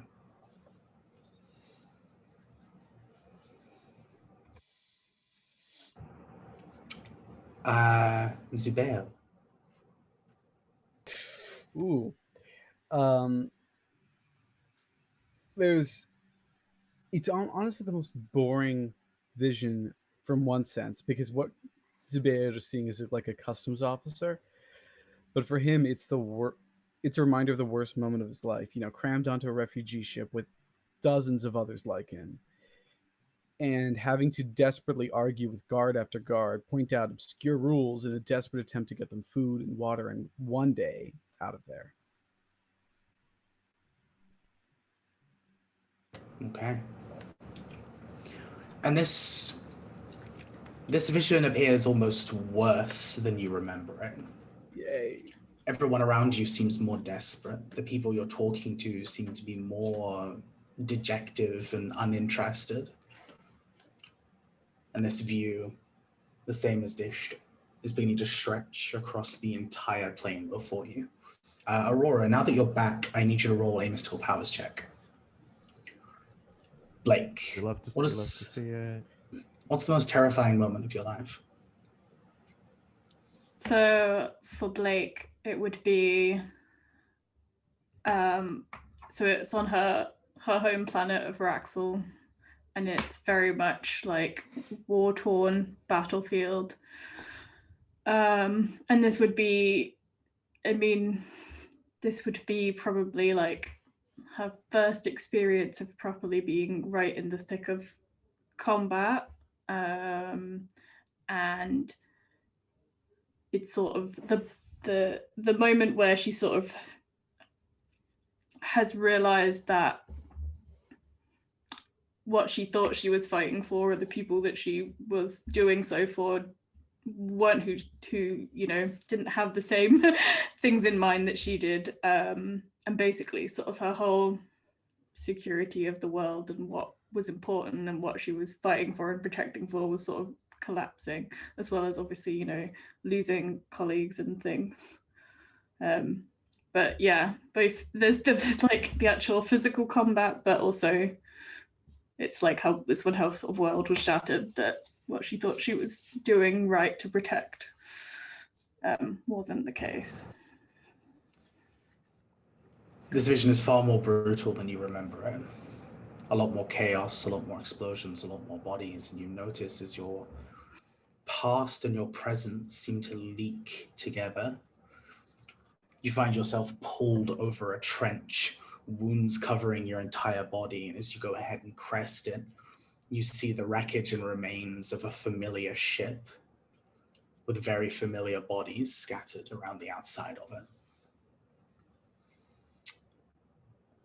Alita. Are they strictly visual or are they also auditory?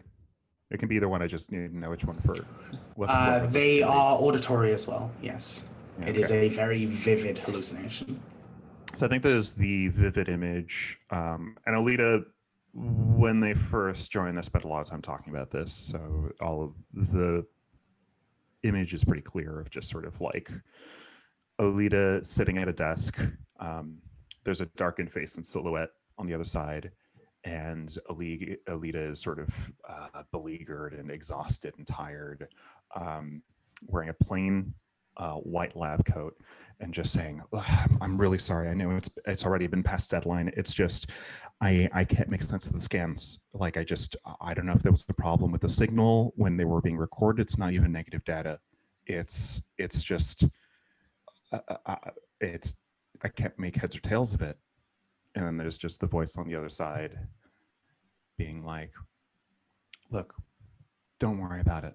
None of that matters. And there's just like a beat, dead silence. The illusion that for a moment, maybe things are just going to pull together and be fine. And just say, look, there hasn't been enough funding to continue your research for quite a while anyway. I was really hoping some grants would come through, but it just doesn't matter either way. I'm sorry, Alita. And I think Alita's response in that moment was one of really trying to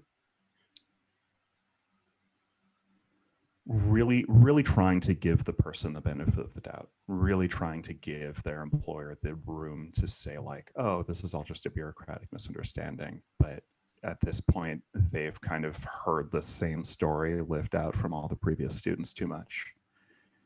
And there's just, I think it becomes incoherent. I don't think there's like a signal anymore. There's just the sound of Alita just like ripping into the sky, just shouting. Maybe even like the silhouette begins to like get a little bit more distant as that happens. And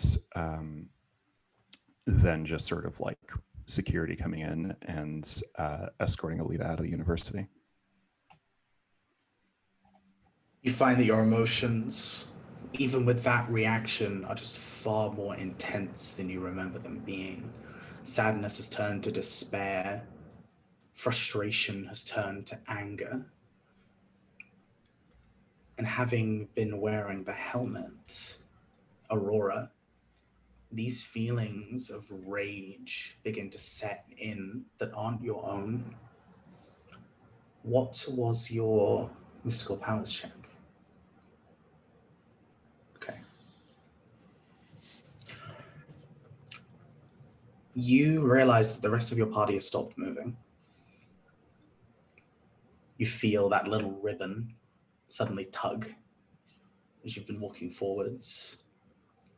You turn, and everyone's eyes appear to have glazed over. You get a strange feeling of some kind of mystic thread being tugged around them. Someone or something is manipulating the area. As you take a look around, your own mirage sets in. What was the most terrifying moment of your life?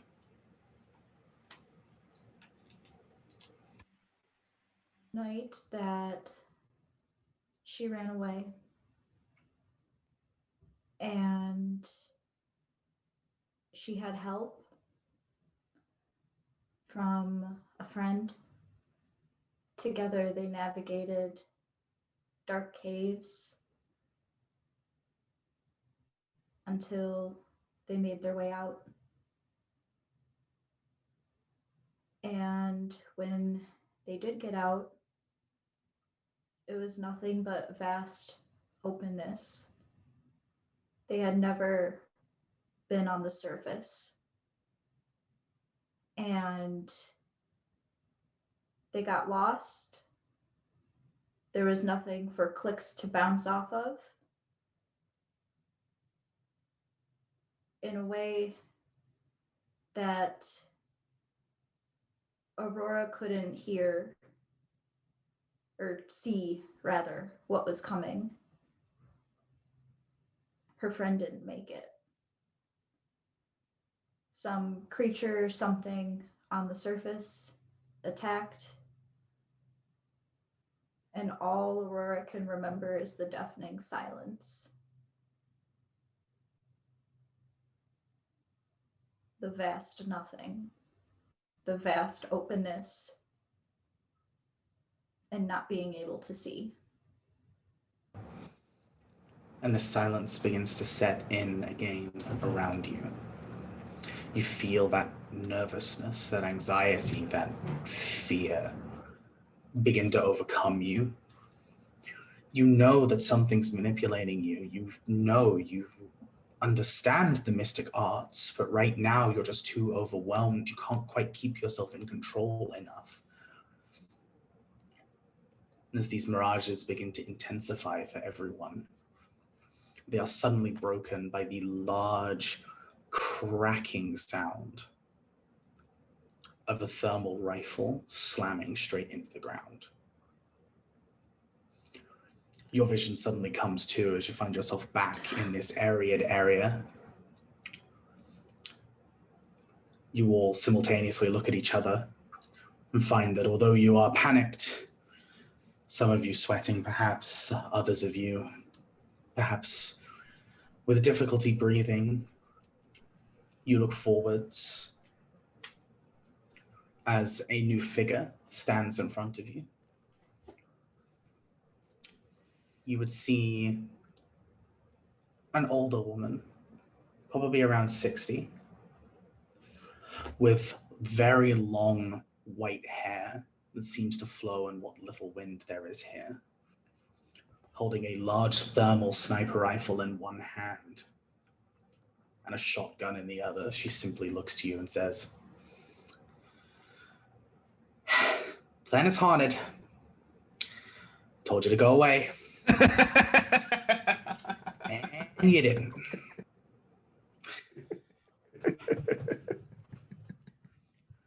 She goes ahead and with her arm clicks back the bolt on the thermal rifle and pulls it back up again. All right, kids. You got my attention. What are you here for? You. Good. I'm not going. She turns around, begins to walk away from the party.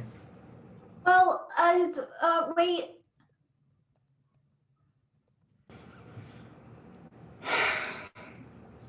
Look, if you know what's good for you, you'll go ahead and just fly away and pretend that none of this has happened. And I will completely forget the debt of many, many, many of my little drone friends that have just been wiped out.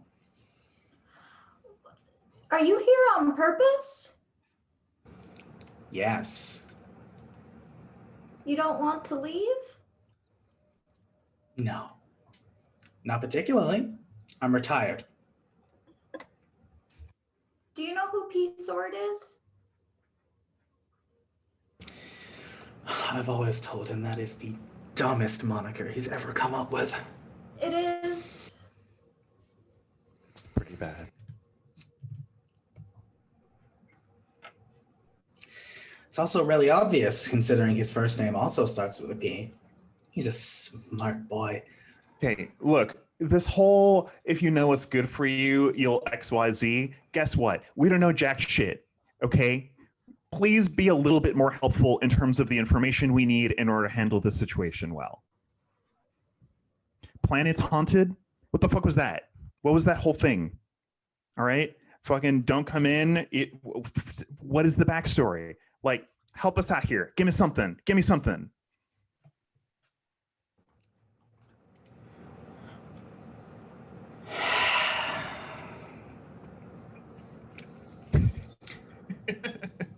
First of all, you look like you've been left on a drying rack for too long.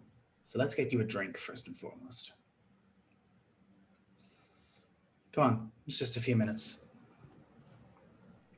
All right. She turns and begins walking. When she does so, she stows the shotgun to her side. And rather funnily, she pulls out this small device and points it forwards. It's almost like a car alarm. You just hear the doot doot as suddenly the invisibility cloak that is surrounding her small home fades. It's a very modest place and a very small, kind of created from scrap. It does also contain the first green that you have probably seen on this planet, as there are a small section of flowers and plants that are being grown off to the side. It's as modest comes.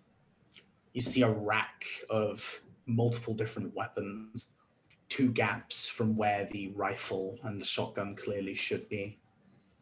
You see a few other rather expensive items, if you're familiar with that kind of mercantile. They're pretty high end. And they've been pretty well looked after as well. Nice We're place. inside her ship.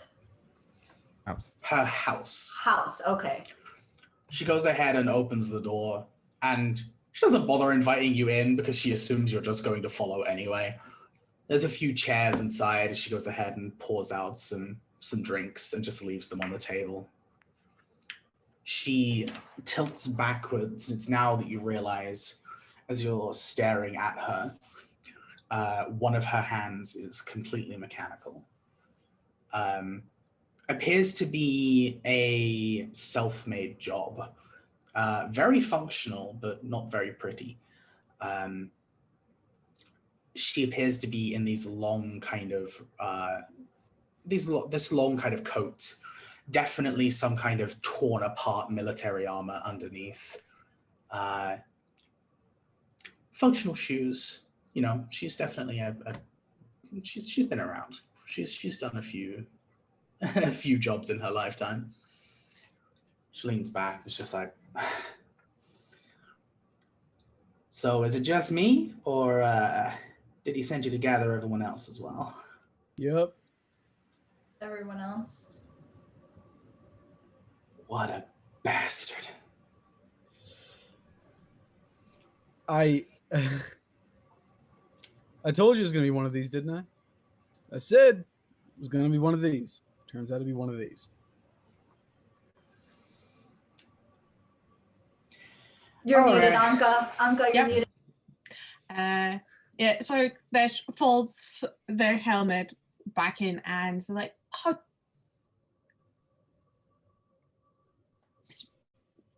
I want to hear more about what the hell is going on, rather than another I told you so. Because of course you told us, but also you came with us. You live with us. Joke on you.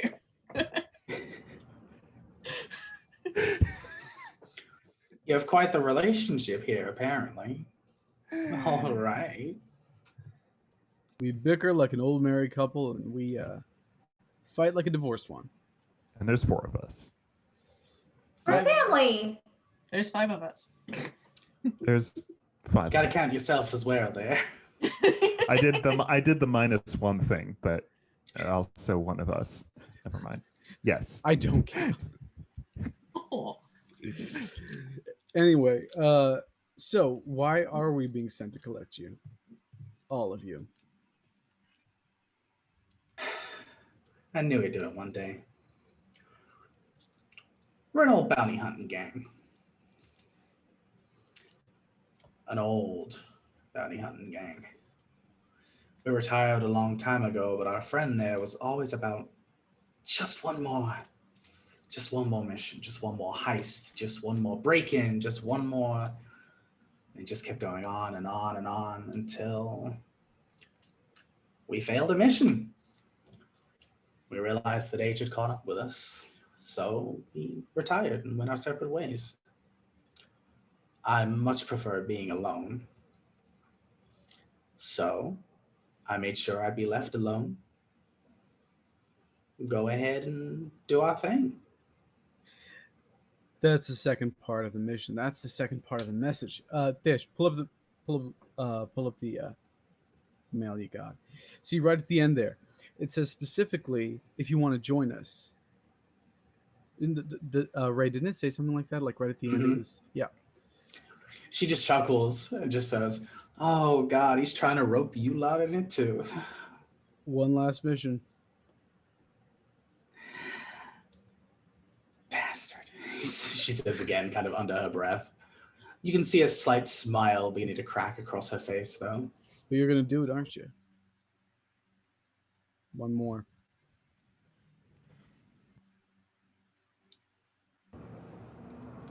She looks at you with a curiosity. You're awfully confident about that, huh? You know what? That's a great time to pull out this trick. I touch her on her shoulder. I look her in the eyes, and I say, "Tell me that you're not interested, and we'll go. Tell me the truth." And I'm gonna roll manipulation +2 because I got a lie detector. I am the lie detector. Yep. Go for it. So manipulation. Yes. Alita's just making tea in the background. Literally all my d6s. Made Okay. himself at home. 1d6 flew across the room. We're not going to count that one. Off it goes. Be brave. 3. 3 successes. That's really good. Yep. She pauses for a moment and quickly looks across everyone before locking eyes with you again. She just says, "I hate people like you and your goddamn silver tongues. Yeah, fine. Look, I'd be lying if I said I didn't want to go down in a blaze of glory, so..." She holds her hand out. Desiree's the name. Zubair. And this is Blake, Alita, Aurora, and Dished. Best waves with 3 hands. That's good. The other one's holding the tea. Yo, I was like for a second, what is the fourth one doing? I need to know. Like gives a solemn nod of acknowledgement. Thankfully, you went for the hardest one first in terms of danger.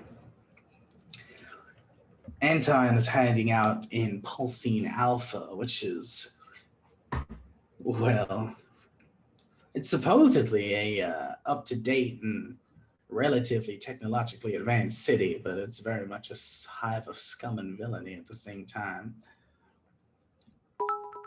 You'll probably find him in the bar. One of the bars. Actually, I think I know which one. She kind of begins to fade into a reminisce before she shakes her head. Jet, you'll find on the planet of Tranquility. For some reason, he decided to go ahead and follow the icons. I don't, not my thing, but I respect his decision. He decided to become a monk. Great. I mean, again, I respect his decision. If that's the way that he wanted to work out things out, all power to him. But, well, he's been serving people there, he's been helping people there, and he's been worshiping the icons. I haven't spoken to him for a very long time. And what about our fourth? The one who sent us on this merry little joyride? That'd be Pike. He liked to think of himself as the leader. I thought of him as a cocky asshole. But he was a good guy, knew what he was doing. Haven't heard from him in a long time either. I only really keep tabs with Anton now and then. One more thing. I like pull out my tabula, type the specific figure he offered to pay us, put it on the table, and turn it around. Can he actually afford that, Pike?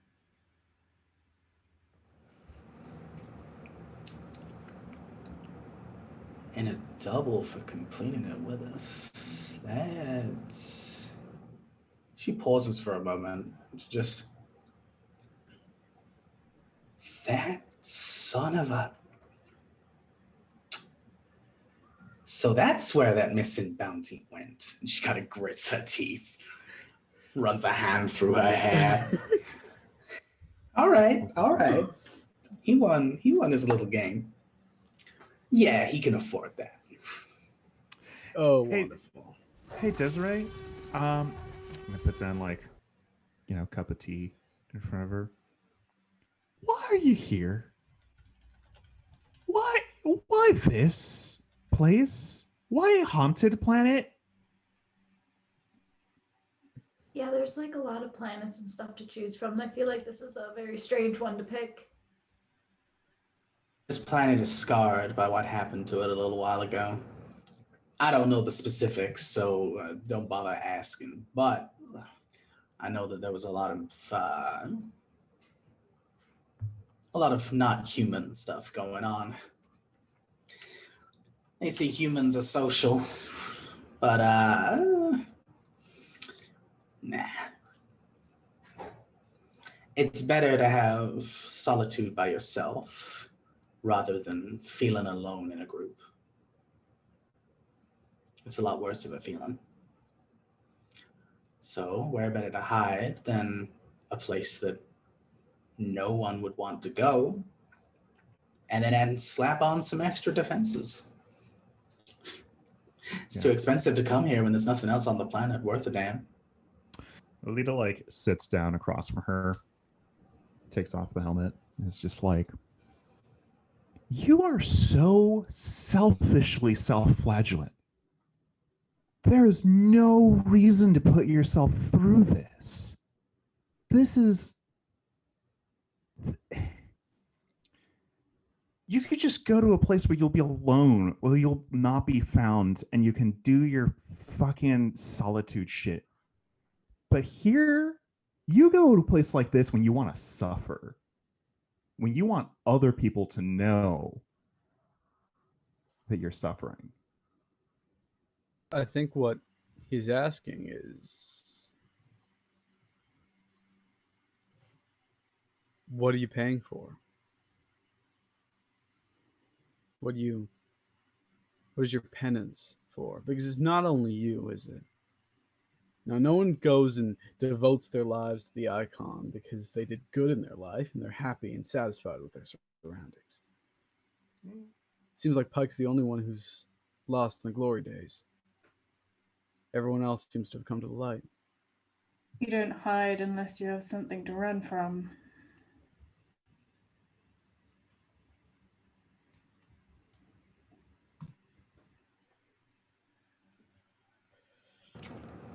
Who is trained in empathy?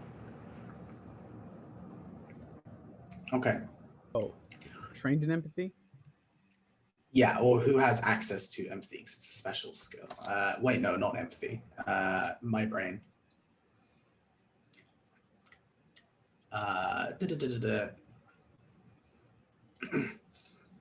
Manipulation. Actually, yeah. We'll say Command or command like is a just little more. Yeah, command is a bit different. I will say. I will say roll manipulation, or you can roll just empathy, and because multiple people are helping, you automatically take 2 successes. I can roll empathy. I've got a 5.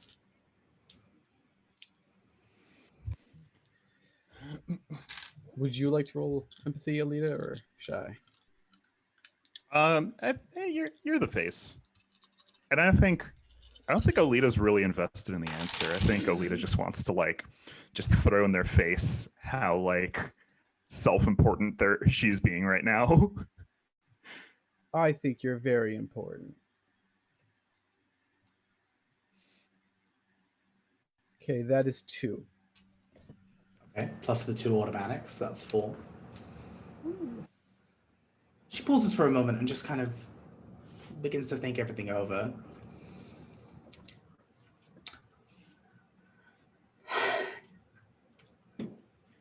Must be the reason I touched some random strangers coming to my house, and all of a sudden I'm opening up to the world. Oh, icon strike me down. All right.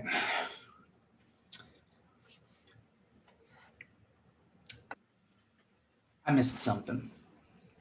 That's why we failed our mission. Feels like my fault.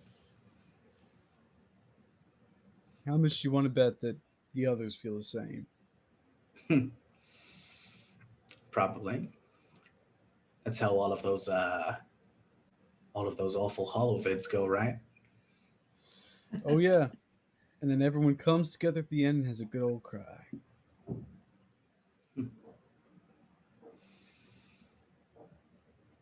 Would be nice to see some moisture for once. This planet's too damn dry.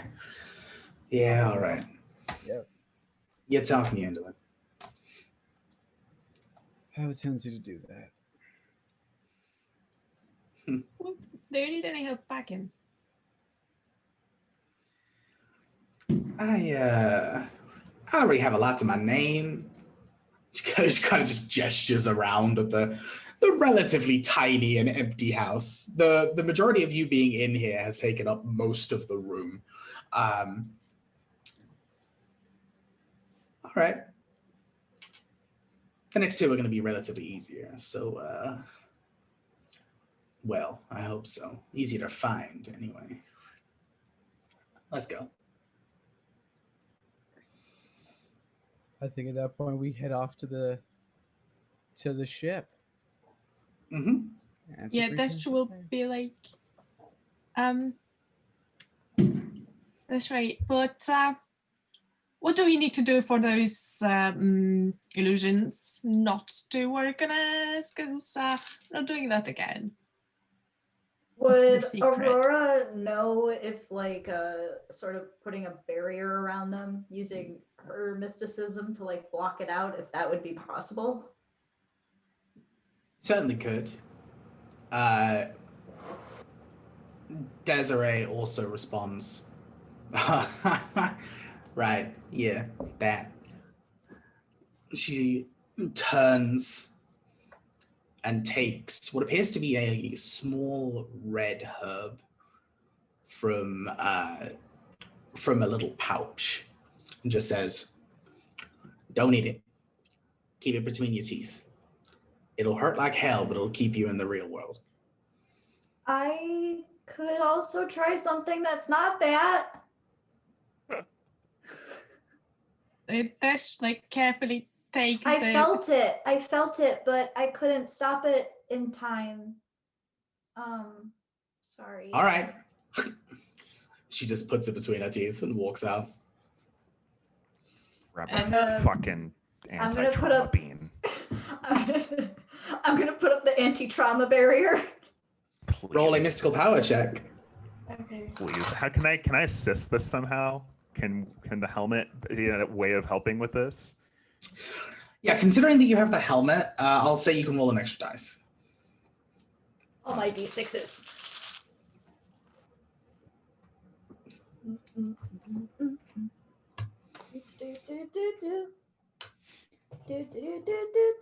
That's 3 successes. Okay.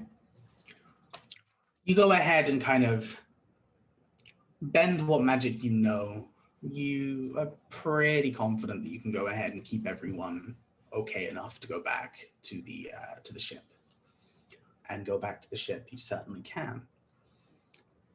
Blake and Dish, you take a moment checking over the hardware and the software respectively. The ship is still in working order. The ship has been through far more than this.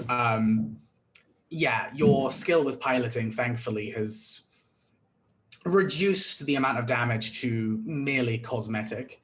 You're probably going to need a tune-up at some point, but right now it's perfectly fine. You can go ahead and jump into the vessel.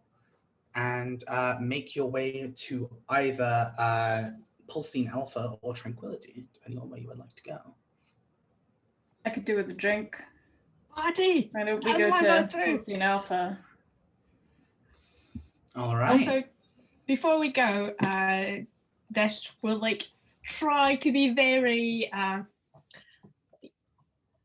trying to project being very relaxed and like just just dropping a line. It's not really like pre-planned, pre-scheduled line to Blake at all. Just being like, well, that was one really great landing. You just, and it just like melts, the entire line melts down, and like it's just great job. Just pat, and just goodbye. Love it. It's like, All right. And as we go ahead and head off into warp to the next planet, we are going to take a quick 5 minutes just to get up, stretch, refill water, and all of that kind of thing. Val, hopefully you are still listening so that we can go ahead and do that. Please remember, wonderful. Please remember !ExtraLife to go ahead and grab the link to donate. We've already had some subscriptions to the channel, which will go ahead and be matched, and a donation to ExtraLife as well. Thank you so much. ExtraLife is a fantastic charity, and they deserve all of the donations. So yeah, you as well, get up, stretch, grab some water, take your medication if you haven't already, and we'll see you very soon.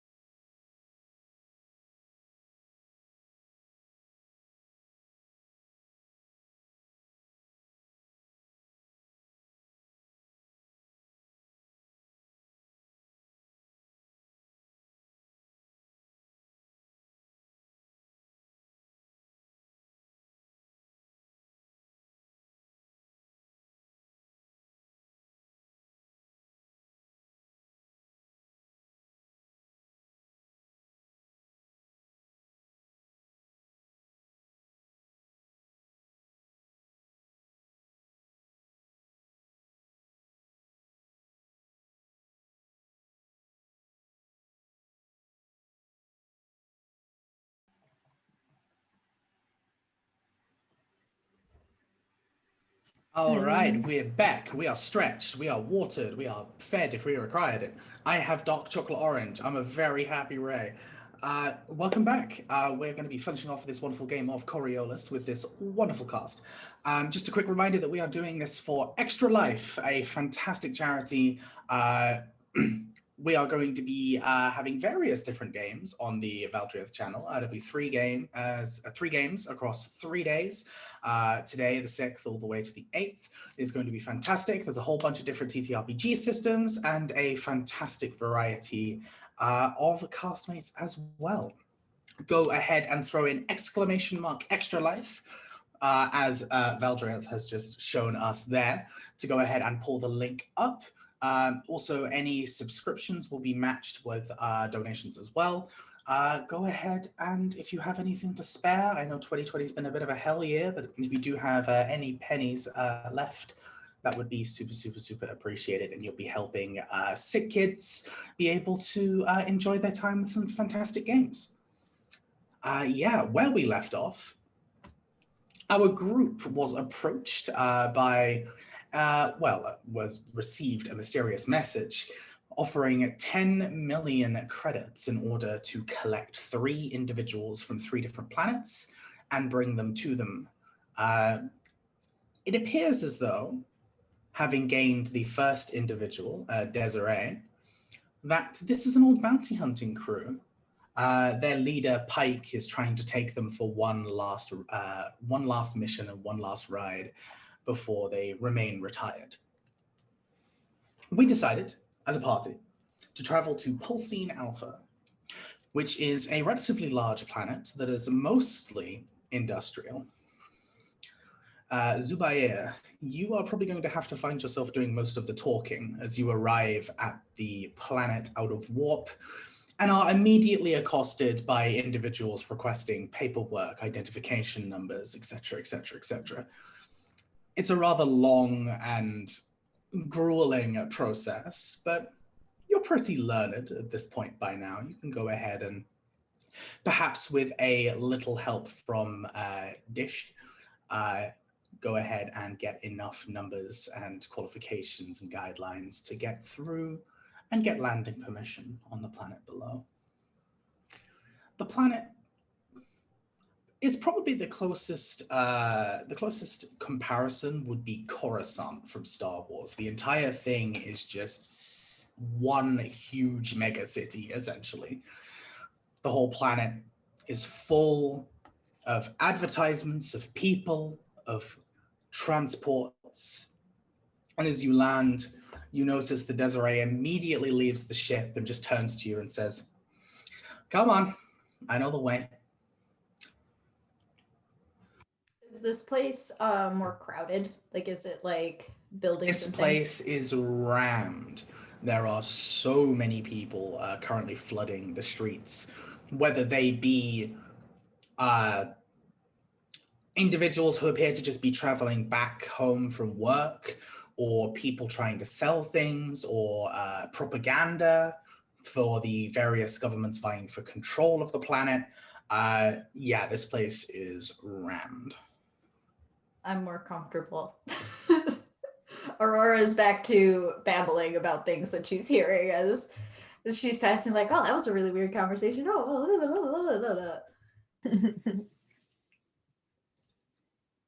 This way, I'll say to Desiree, like, this direction is towards a drink, right? Yeah, we'll find him at the bar. Like, definitely find him at the bar. He's got a bit of a Drinking problem? Not a drinking problem, per se. He just really likes talking to people. Oh! I think we're going to get along just fine. Sure. I already hate Talking this to place. people problem. Oh, This is this is the Cole am I- spoof. Got it. Did I miss something? I feel like I missed something. I don't know. The insinuation is that this is a problem, so we'll see. We'll see what that looks like. Everyone just staring blankly. Bar time. Let's go. Desiree smiles before carrying you forwards and taking you to what appears to be a one of those large. My brain calls it an obnoxious bar. So it's one of the ones where you like open the door and it's just like flashing neon lights everywhere, people dancing, like it's really hard to see, there's smoke everywhere. It's just really crowded and really difficult to actually be able to navigate. Desiree especially looks very out of place, considering all these individuals are wearing very nice clothes and they're very kind of shiny and modern, futuristic. Some of you will also be standing out as you step into and through these crowds. You suddenly hear a screech. You just hear, no, that's not what I meant. That's not what I meant. Honestly, no. It is fantastic. No, don't believe it. Oh. You hear the smash of glass as a cup hits the ground. You see a rather short individual just lean back into their chair. Just, oh, damn it. Something go wrong.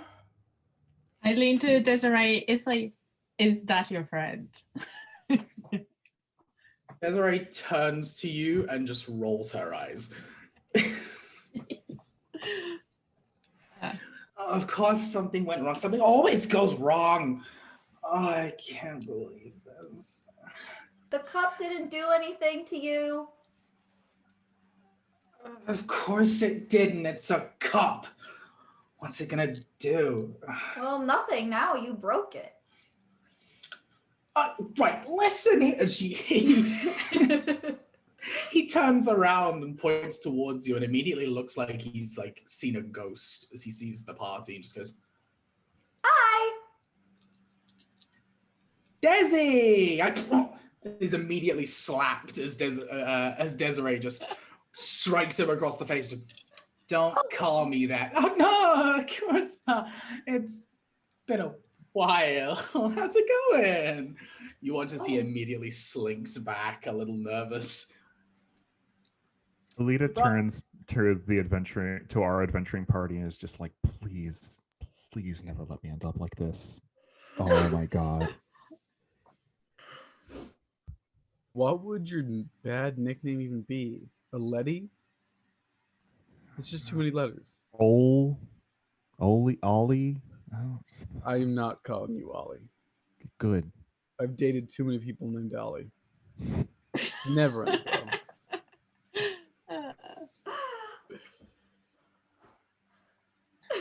So, you bought friends.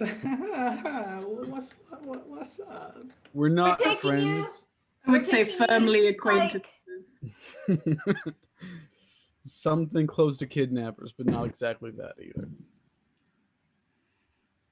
We're here to reunite your family. Come on, people. Bit of a cheer. Like, we are not wanting to sell ourselves this short. This is a good thing. We came here to pick you up. It's going to be fun adventure. Come with us. Do you see how those two just interacted? Do you really think they want to hang out with the rest of them? I mean, That's okay. We'll just get a couple drinks in them and it'll be totally fine. If I learned anything growing up is that alcohol can make anything better. and we learned something very important about Aurora's upbringing. Listen here for a second. I'm doing very well at this place. I'm actually a really good information broker, and I'm actually really good at being able to get secrets out of people. So I need to. An information broker.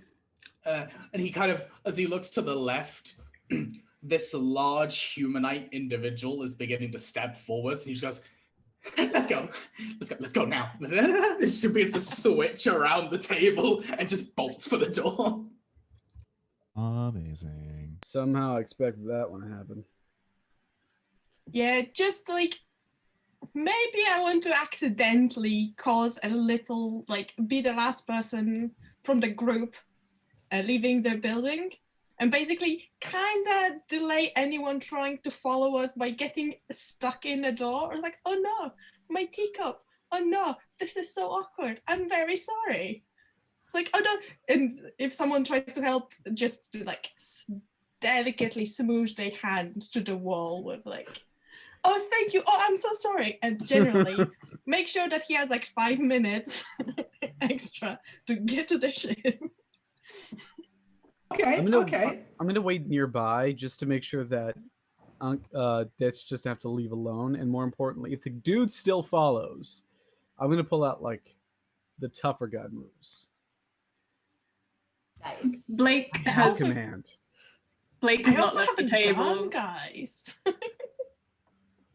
Blake has stayed at the table to finish her drink. Okay, Alita's hanging back, but is just super tense, just not So liking none the of half us- light of the club. Like That's none of us. Blake is watching, but is like, you know, I'll get involved when I have to, which isn't now. I'm Aurora, standing next Is to anyone Ulrika. packing our shipment into our ship then? nope. Oh, maybe I should. Aurora might go. Aurora's gonna be talking. Aurora, please. Oh, you're an information broker. So what kind of information do you deal with? Some information, Nice. mostly the good kind, sometimes the bad kind. Can we keep walking? Yeah, Thank we you. are walking. We are walking. This Can we walk this is faster? You're So- speed walking. I can only go so fast without bumping into people. Okay, fair enough. Yeah, no, I collect information. I collect a lot of information. I'm very good with technology. I'm very good with computers. Your face sometimes- hidden? Are you just like walking around with your face out? What do you mean walking around with my face out? This is just my face. Like, why would anyone be worried about my face? Come on now. I have a non-clothing, and I'm going to pull out something with a hood. I'm gonna rustle around in my bag and just. There you go. Perfectly hidden. What are you? I'm Oh, wearing since I can't technically see, I imagine I put the hood on backwards. So I just put a potato. He begins to take it off. He's like, I'm wearing a thing. It's fine. Don't worry about it. Just keep walking. He begins to turn behind him nervously. The gentleman does attempt to leave. And as he steps forward, Dish has blocked the door, and he's just, I would appreciate it if you moved. Do you need help? gonna approach Desh as they're occupying the doorway. It's okay. I can handle it. They are definitely being deeply unhelpful while sounding apologetic. He begins to get incredibly frustrated. Okay, so here's what I'm gonna do. I think Olita's gonna come in and just start techno-babbling about what is wrong with the teacup that is stuck at the threshold of the door, but it's all bullshit. It's just bullshit that's made up to sound like we're having this conversation. I don't know if you want me to roll or that's what we're doing, but that's just what Olita's doing. Roll and manipulate and take an extra dice because of Dish's actions. And the fact that, actually no, 2, because Zubair is also there. All right, so that's My presence is enough. 7, 8, 9. You've got enough charisma to be threatening. Yeah. It's that bureaucratic kind of threatening where it's like, I'm not scared of you hitting me, but I'm scared of the amount of paperwork that's going to happen if I hit you.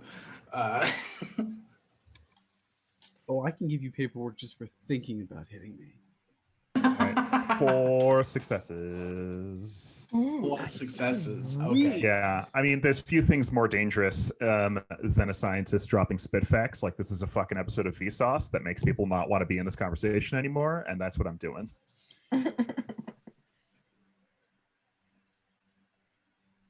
Okay. Yeah, so with 4 successes, you can easily go ahead and kind of pass this off. He's still frustrated, but he doesn't look like he's just gonna throw the teacup at this point. He's Not worth it. he's just kind of tapping his feet. He's looking across you, and he's looking across Zubair, and he's just.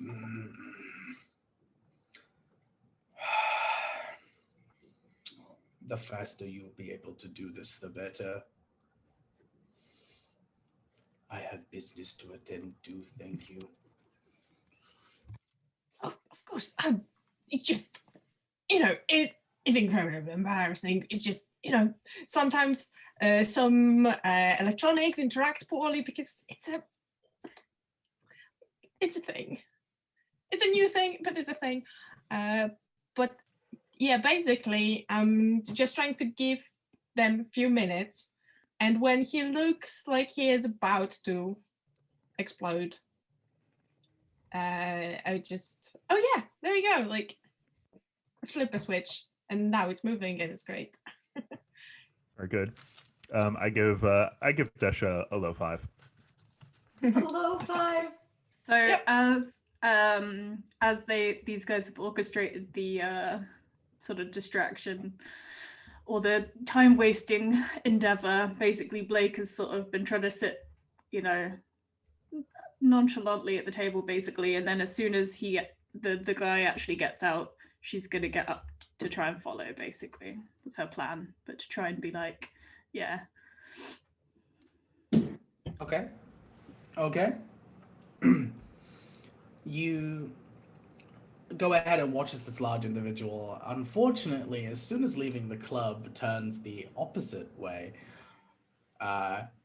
attempting to follow what you would assume back to maybe one of Anton's other bars, perhaps, but you are aware that your ship is on the other side, so you can go ahead and slowly but surely make your way back where Aurora and Anton will be waiting on the ship.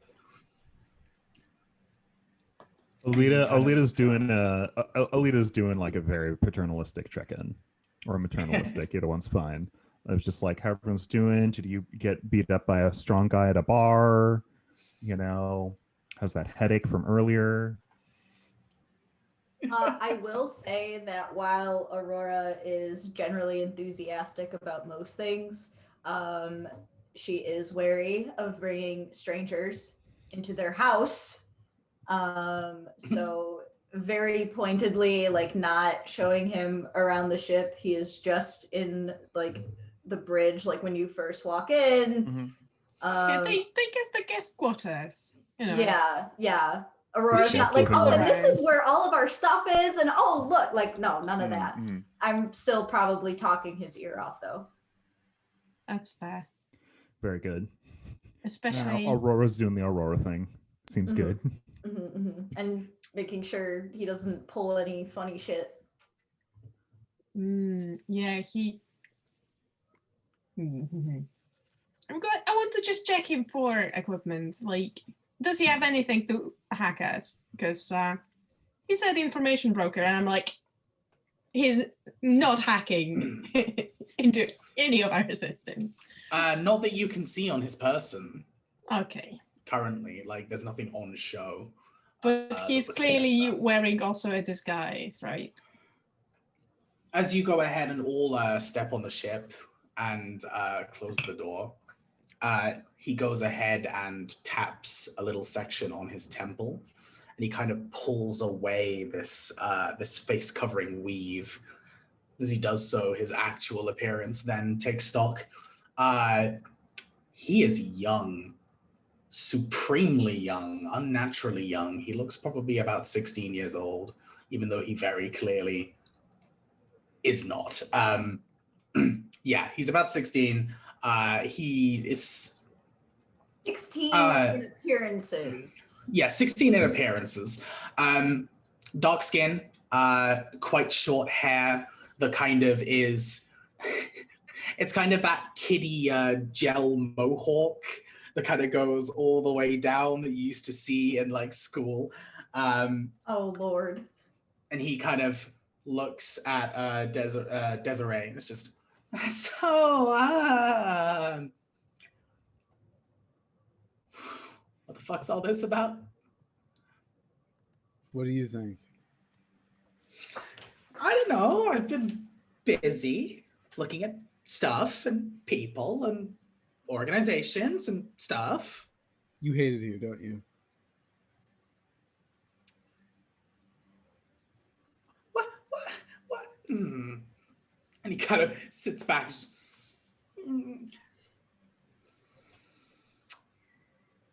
Why are you so squirrely? From one squirrel to another. Yeah, but I'm not like super paranoid. Why are you so high-pitched? Why are you so high pitched? What does that have to do with anything? I'm not the one going, oh, I'm doing fine. Oh yeah, no, totally not panicked. I'm like totally fine. Yeah, I'm we fine. have run rule on the ship. You get the whole fine thing once a day. That's it. That was like 3 hours ago. No more asking if things are fine. You're acting like we have like a gun to your head, and we don't. We're just taking you to see an old friend. Look, we're people who move people around, but they have to agree to be moved around. That's how we do things here. Your old gang is trying to get back together. You know, the one from before 16 years ago. What's your deal?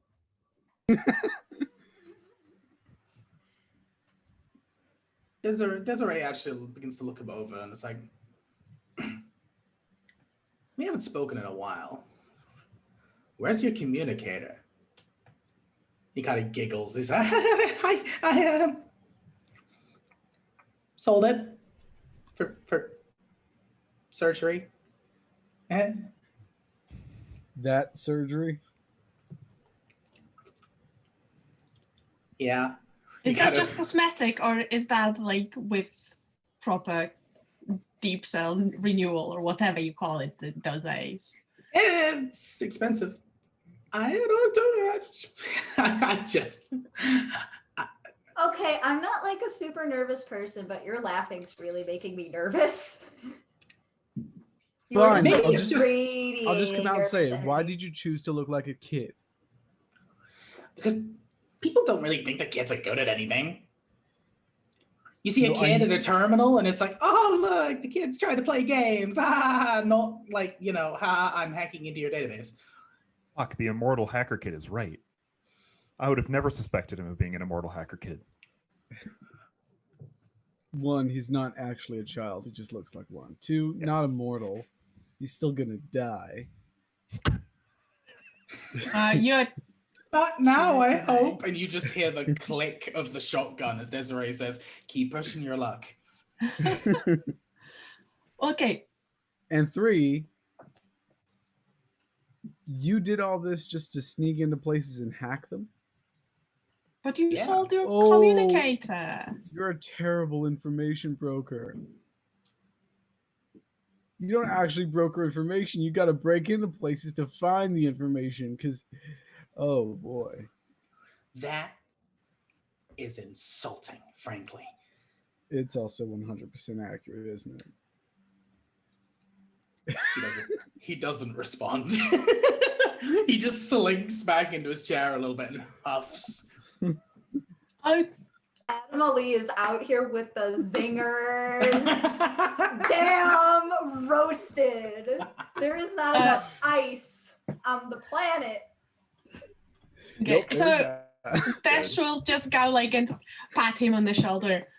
Don't let them get to you. They are just they're just kidding. Don't worry about it. I mean, We don't you have know, a lot of good guests hack on this is ship, and, worth like, 3 merchants. That's what I always say. And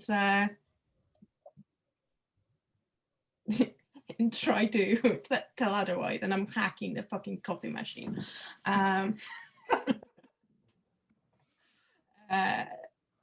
Okay. we have one more to go pick up.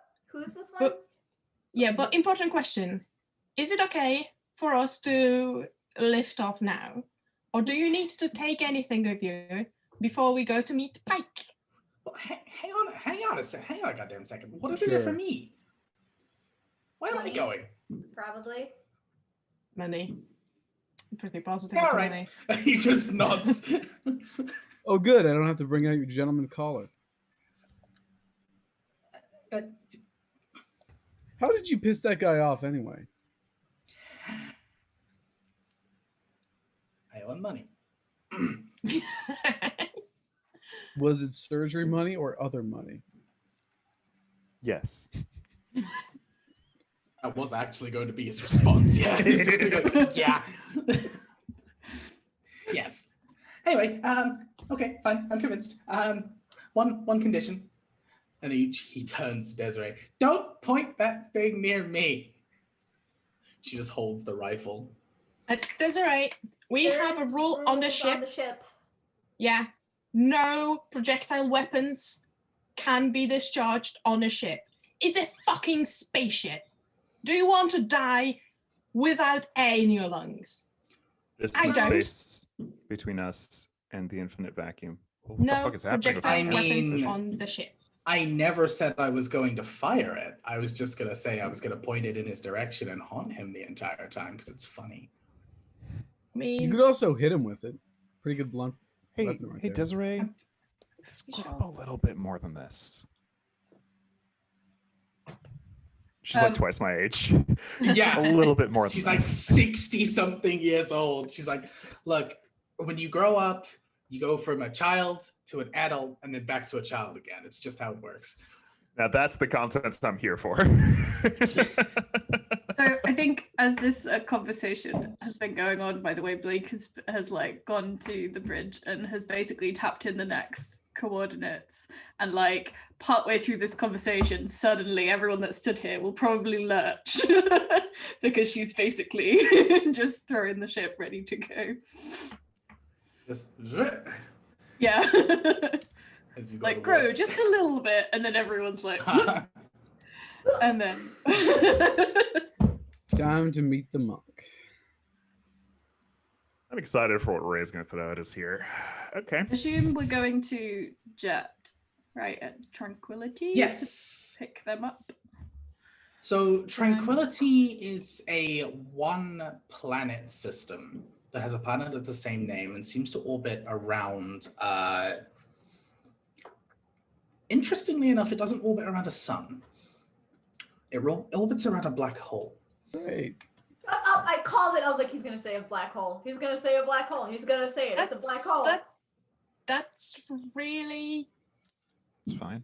I mean, it's one of No. those two options, really. It's either a star or a black hole, or they orbit around each other. Like you want two planets orbiting around it. But he said it was a single planet system. So I'm going to go ahead and throw a little bit of my physicist knowledge in here to baffle you all. So this rotating black hole has eaten some kind of celestial body recently. It is a rotating black hole, which means that the very edge of the black hole itself carries all of the energy of the sun or star that it has defeated. As such, although you cannot see the black hole itself as they are not visible, you can see this beautiful streak of yellow light that appears to almost in a small band just slowly rotate around its event horizon. You can see multiple space stations that have cables that feed all the way back to the planet itself, power lines, as the entire planet is artificially lit by the energy of this black hole itself. Almost like skimming the top off of a cup of tea as you're trying to get rid of the bubbles. As they go ahead and skim. Yes. I need like 10 times the like Ray explaining physics content in my life. Welcome to what I actually do for a living. This is this is what I do. You just show up at people's Coriolis games and tell them physics? No, yes, that is what I do for a living. okay. No, yeah, I study black holes. That's what I do for a living. Yes. So you go ahead and begin to bring yourself down all the way through to the planet itself. The entire planet is actually covered in this strange mesh that opens up for you to be able to go ahead and dock and land. This is essentially the artificial atmosphere. It goes ahead and both warms the planet and makes sure that it is habitable for humanity. The planet is a mixture. It's a very abstract construction almost. You see sections of super high-tech advanced cities completely walled off to beautiful areas of countryside, which are walled off to sections of Arctic tundra. It appears as though this entire place has been gridded off with various different biomes that have been artificially generated. You go ahead Hey, and make your way down. I usually don't like planets, but this is basically a giant and very extravagant space station shaped like a planet vaguely. I really like the design. It's crazy. Yeah. Dig that. Still, sky. Ew. But There are so many planets in the galaxy, and they decided to retrofit one that is going to die to a black hole. Yep. Spectacular way. I already hate this planet. What, I what do should we know that that's the third time out of 3 Yeah. planets you said that. yeah, I mean, we've noticed, Zubair, you are really I mean- morose even for yourself. Are you okay? Well, I mean, I think I'm kind of with Zubair on this one because, like, our ship is really cozy and I really like it, and I can hear better on it, and yeah, I get it. So sweet. I mean, I'm I not a bring fan of everyone planets, tea. but still good. I still have mine. I'm fine. Shall we? Desiree gets the attention of Blake and says, "You'll need to go ahead and land right here." And she points out a small section in between multiple biomes, which appears to have some kind of construct there. As you begin to fly over and make your way, you can see what appears to be a small temple to what seems to be every icon. You see a statue of every god sticking out from this temple itself. There is a very small landing pad that you can go ahead and rest down on. This planet, as soon as you exit,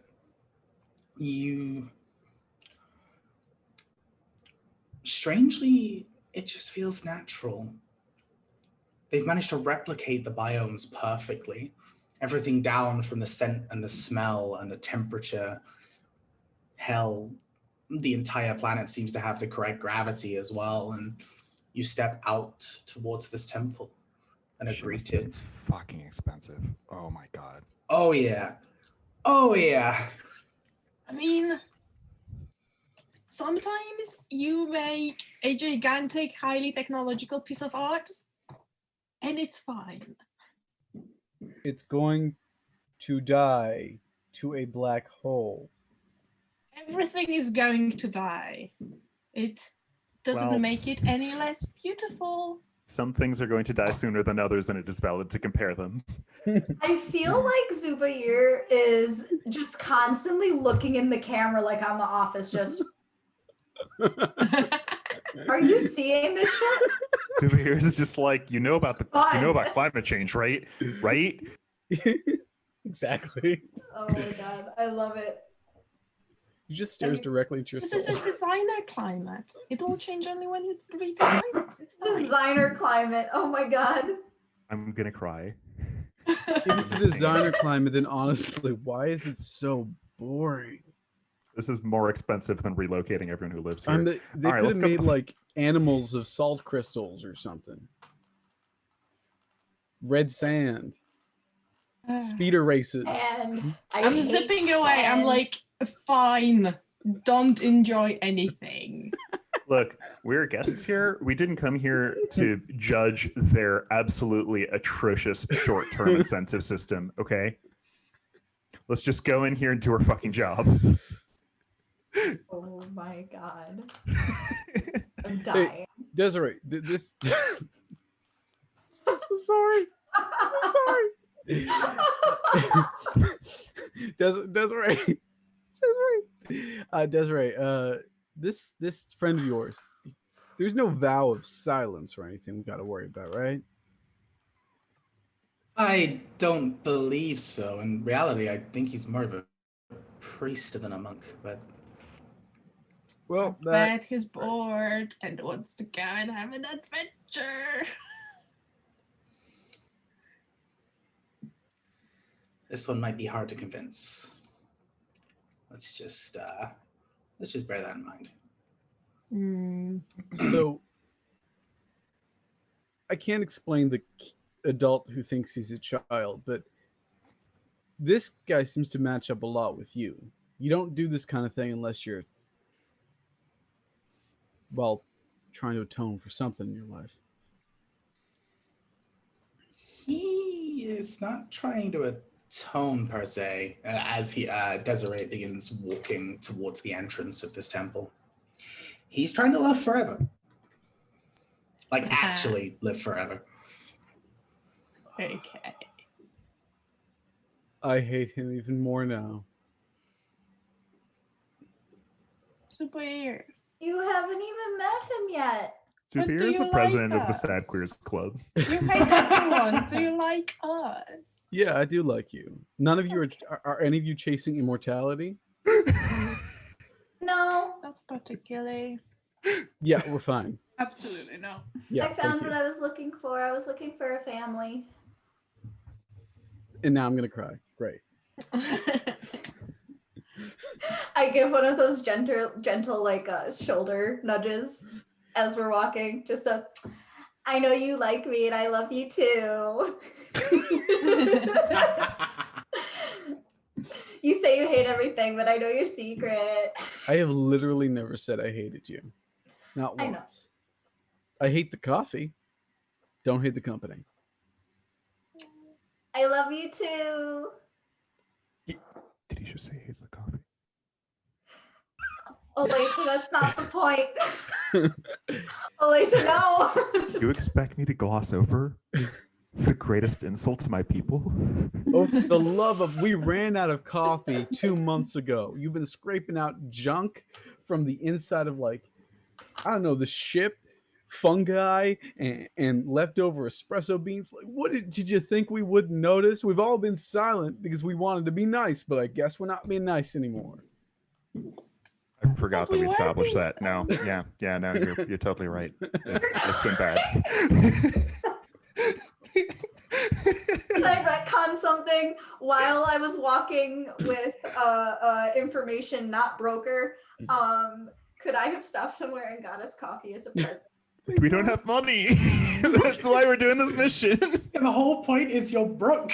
That's the How whole point of broke this mission. are we? We don't have So- enough to pay back our debt, but do we have like none money? I have a talent from the Faceless One that allows me to change I one have small money. thing, and I think I'll change we have just enough money for coffee. Just enough money to I buy have- like I have discount vacuum pressed espresso beans. Listen, I have 5,000 burr. How much coffee does it buy me?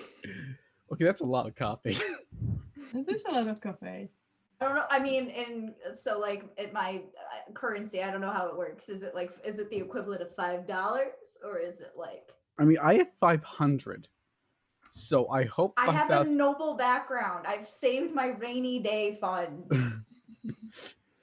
Aurora, So if you're gonna buy American coffee, don't even bother. This shit's just fucking coffee flavored water. What? Elena, you taught me better than that. Right. So I bought coffee. I'm sorry, Maxwell House. You can have your coffee. You can have your Okay. coffee. You go ahead and step inside of this large temple.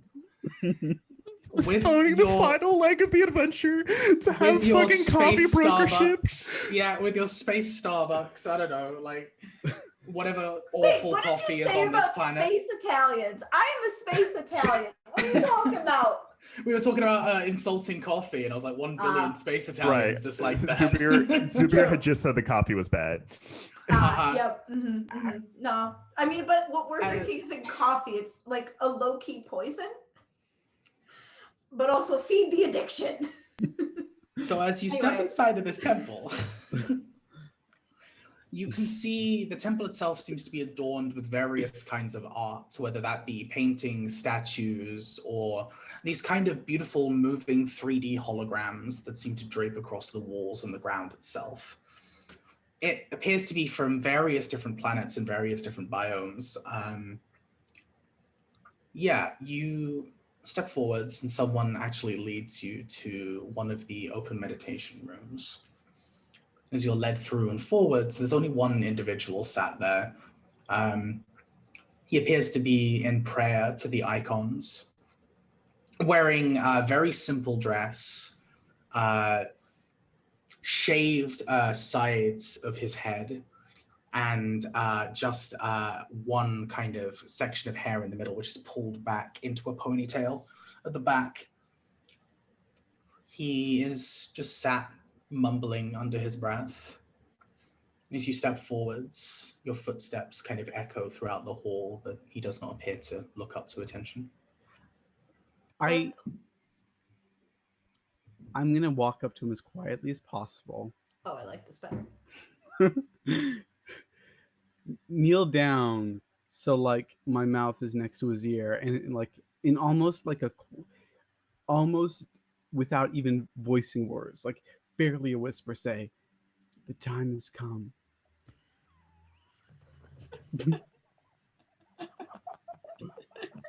Time to meet your maker. His head looks up and opens his eyes. He turns towards you. Just a little smile comes over his face as he just says, "We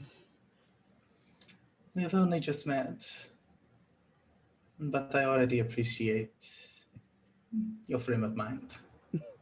Greetings, friend."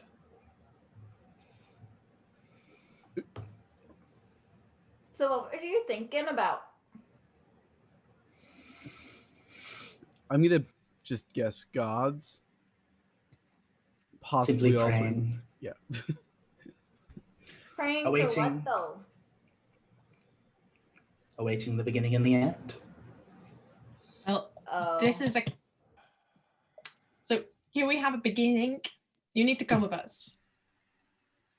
In a way, this is your full circle.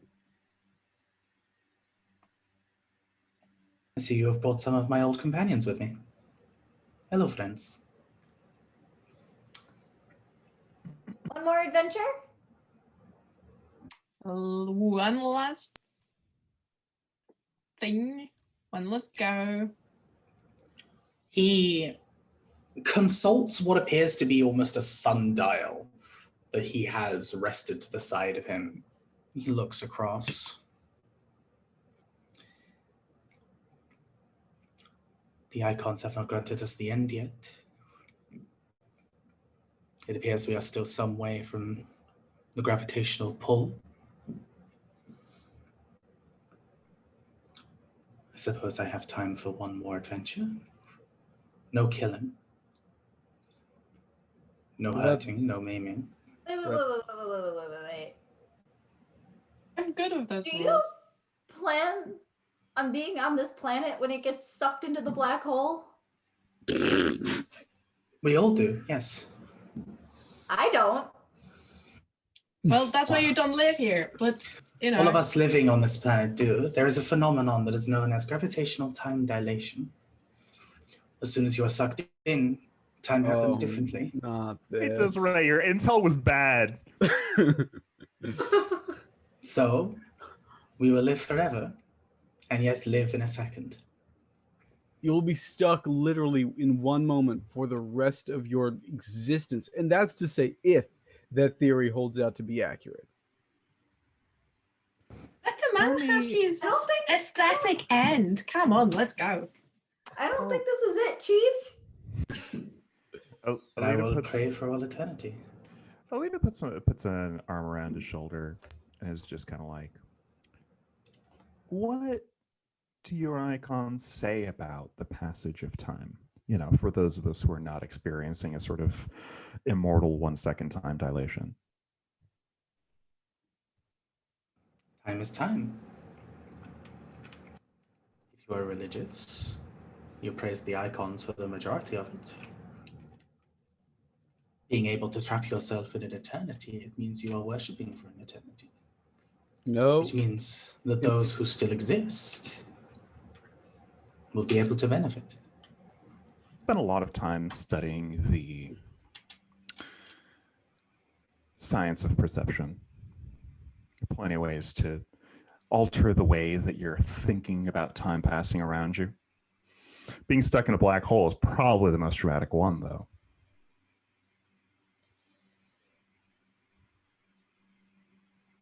if you're not doing something by choice, you're not doing it at all. And if you're stuck in a moment, you know what? I'm not having this conversation. Let's just get on the dang ship. I want to talk to this boy about his neurons. I want to fucking talk to him about the activations and the parts of his cortex. No, let's go. Let's do the mission. Let's finish this one shot. Let's finish this one shot. We say that out loud too. Break the fourth wall. Yeah, just stare at the confused. camera. What is a one shot? One last mission. Ask Desiree. So, it doesn't take too much convincing, thankfully, to let him go this once. Perhaps keeping him off this planet will be another problem entirely. However, you manage to gather your party and set forth to Duop. Duop is probably the closest thing to a paradise planet that you have all seen. The temperature around this planet, for the most part, is relatively perfect. Sections of the planet itself have no gravitational pull at all. Sections of the planet are inhabited by life forms and inhabitants that are able to handle 0G. The rest of it, simply a paradise. Beautiful trees, beautiful plants, fields upon fields upon fields of food, communities, villages, towns, etc. You find yourself landing at the exact coordinates. There is a small house on a hill, a beautiful section of farmland, which has not been tended for a very long time. As you go ahead and step out and follow the coordinates, you see what appears to be a single gravestone. Etched into it is the name Pike de Gal. Fucking damn it. There is a small holographic message which has been laying on the top of the grave. And as you step forward, its proximity activates. And you see Pike smiling. It's been a while. Hey, folks.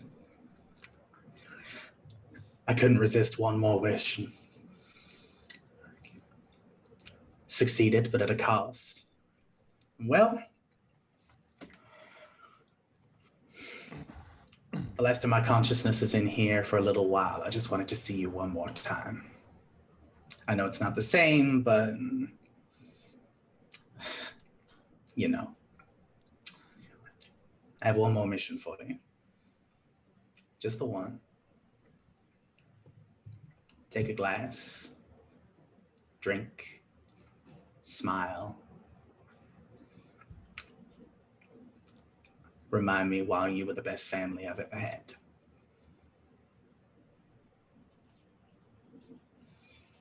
See you, Space Cowboys.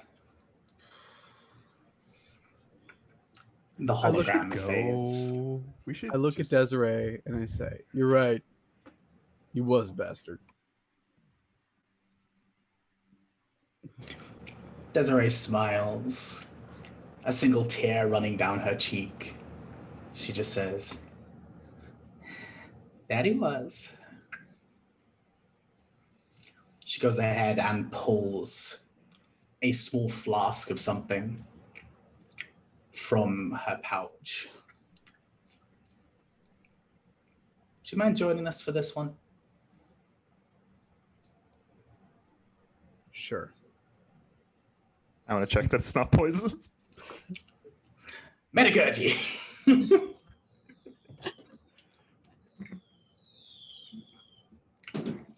Someone's having fireworks. Oh, I thought that was on Stop that. purpose. No, No, that's my neighborhood. it's the 6th. It's not fireworks night anymore.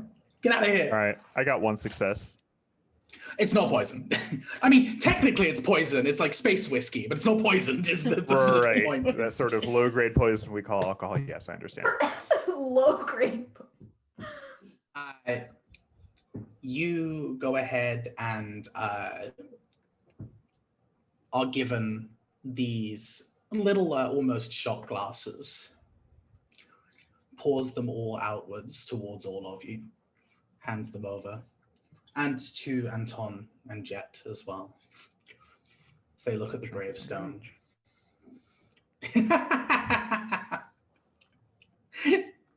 Right, we're not going to get into technicalities for a second. Bad for growing boys.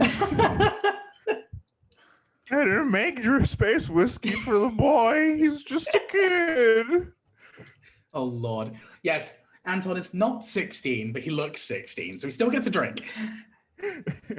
And as these are all handed out, Desiree lifts up a glass and just says, some of us are selfish bastards. Some of us aren't. Some of us are horrible people. Some of us aren't. But we're family. No matter how much of a misfit family we may be, a broken one, a perfect one, it doesn't matter. Here's to one last drink. To family. To family. Family. She goes ahead and downs the shot. Strangely, as the hologram smiles and deactivates, whoever is the funds keeper finds 20 million transferred straight into the account as soon as the hologram deactivates. The sun begins to set across this beautiful planet as Desiree pours another shot out for everyone. And as the scene closes, we watch as our family get to rest, actually rest, not having to worry about bills, not having to worry about loans, not having to worry about being chased. For just a brief moment in time, they can just talk. And that, my friends, is the end of our Coriolis one-shot. Thank you so much for being a part of it, for going ahead and watching us, playing some wonderful space found families. We're just going to go around real quick, just for everyone to go ahead and reintroduce who they are. We'll go in the same order. So, Cole. Hey, howdy, hey. I'm Cole. You can find me at Coroloios on Twitter. I am the resident artist for Friends Who Roll Dice, and you can catch me over there on Mondays playing Aridin. We're going to be finishing up our spoopy Halloween Arium 4-shot. We were delayed, so I'll also be on the channel on Tuesday. And there's like things in the works, and it's really exciting. So keep an eye out, and #roll with your heart, and donate to ExtraLife.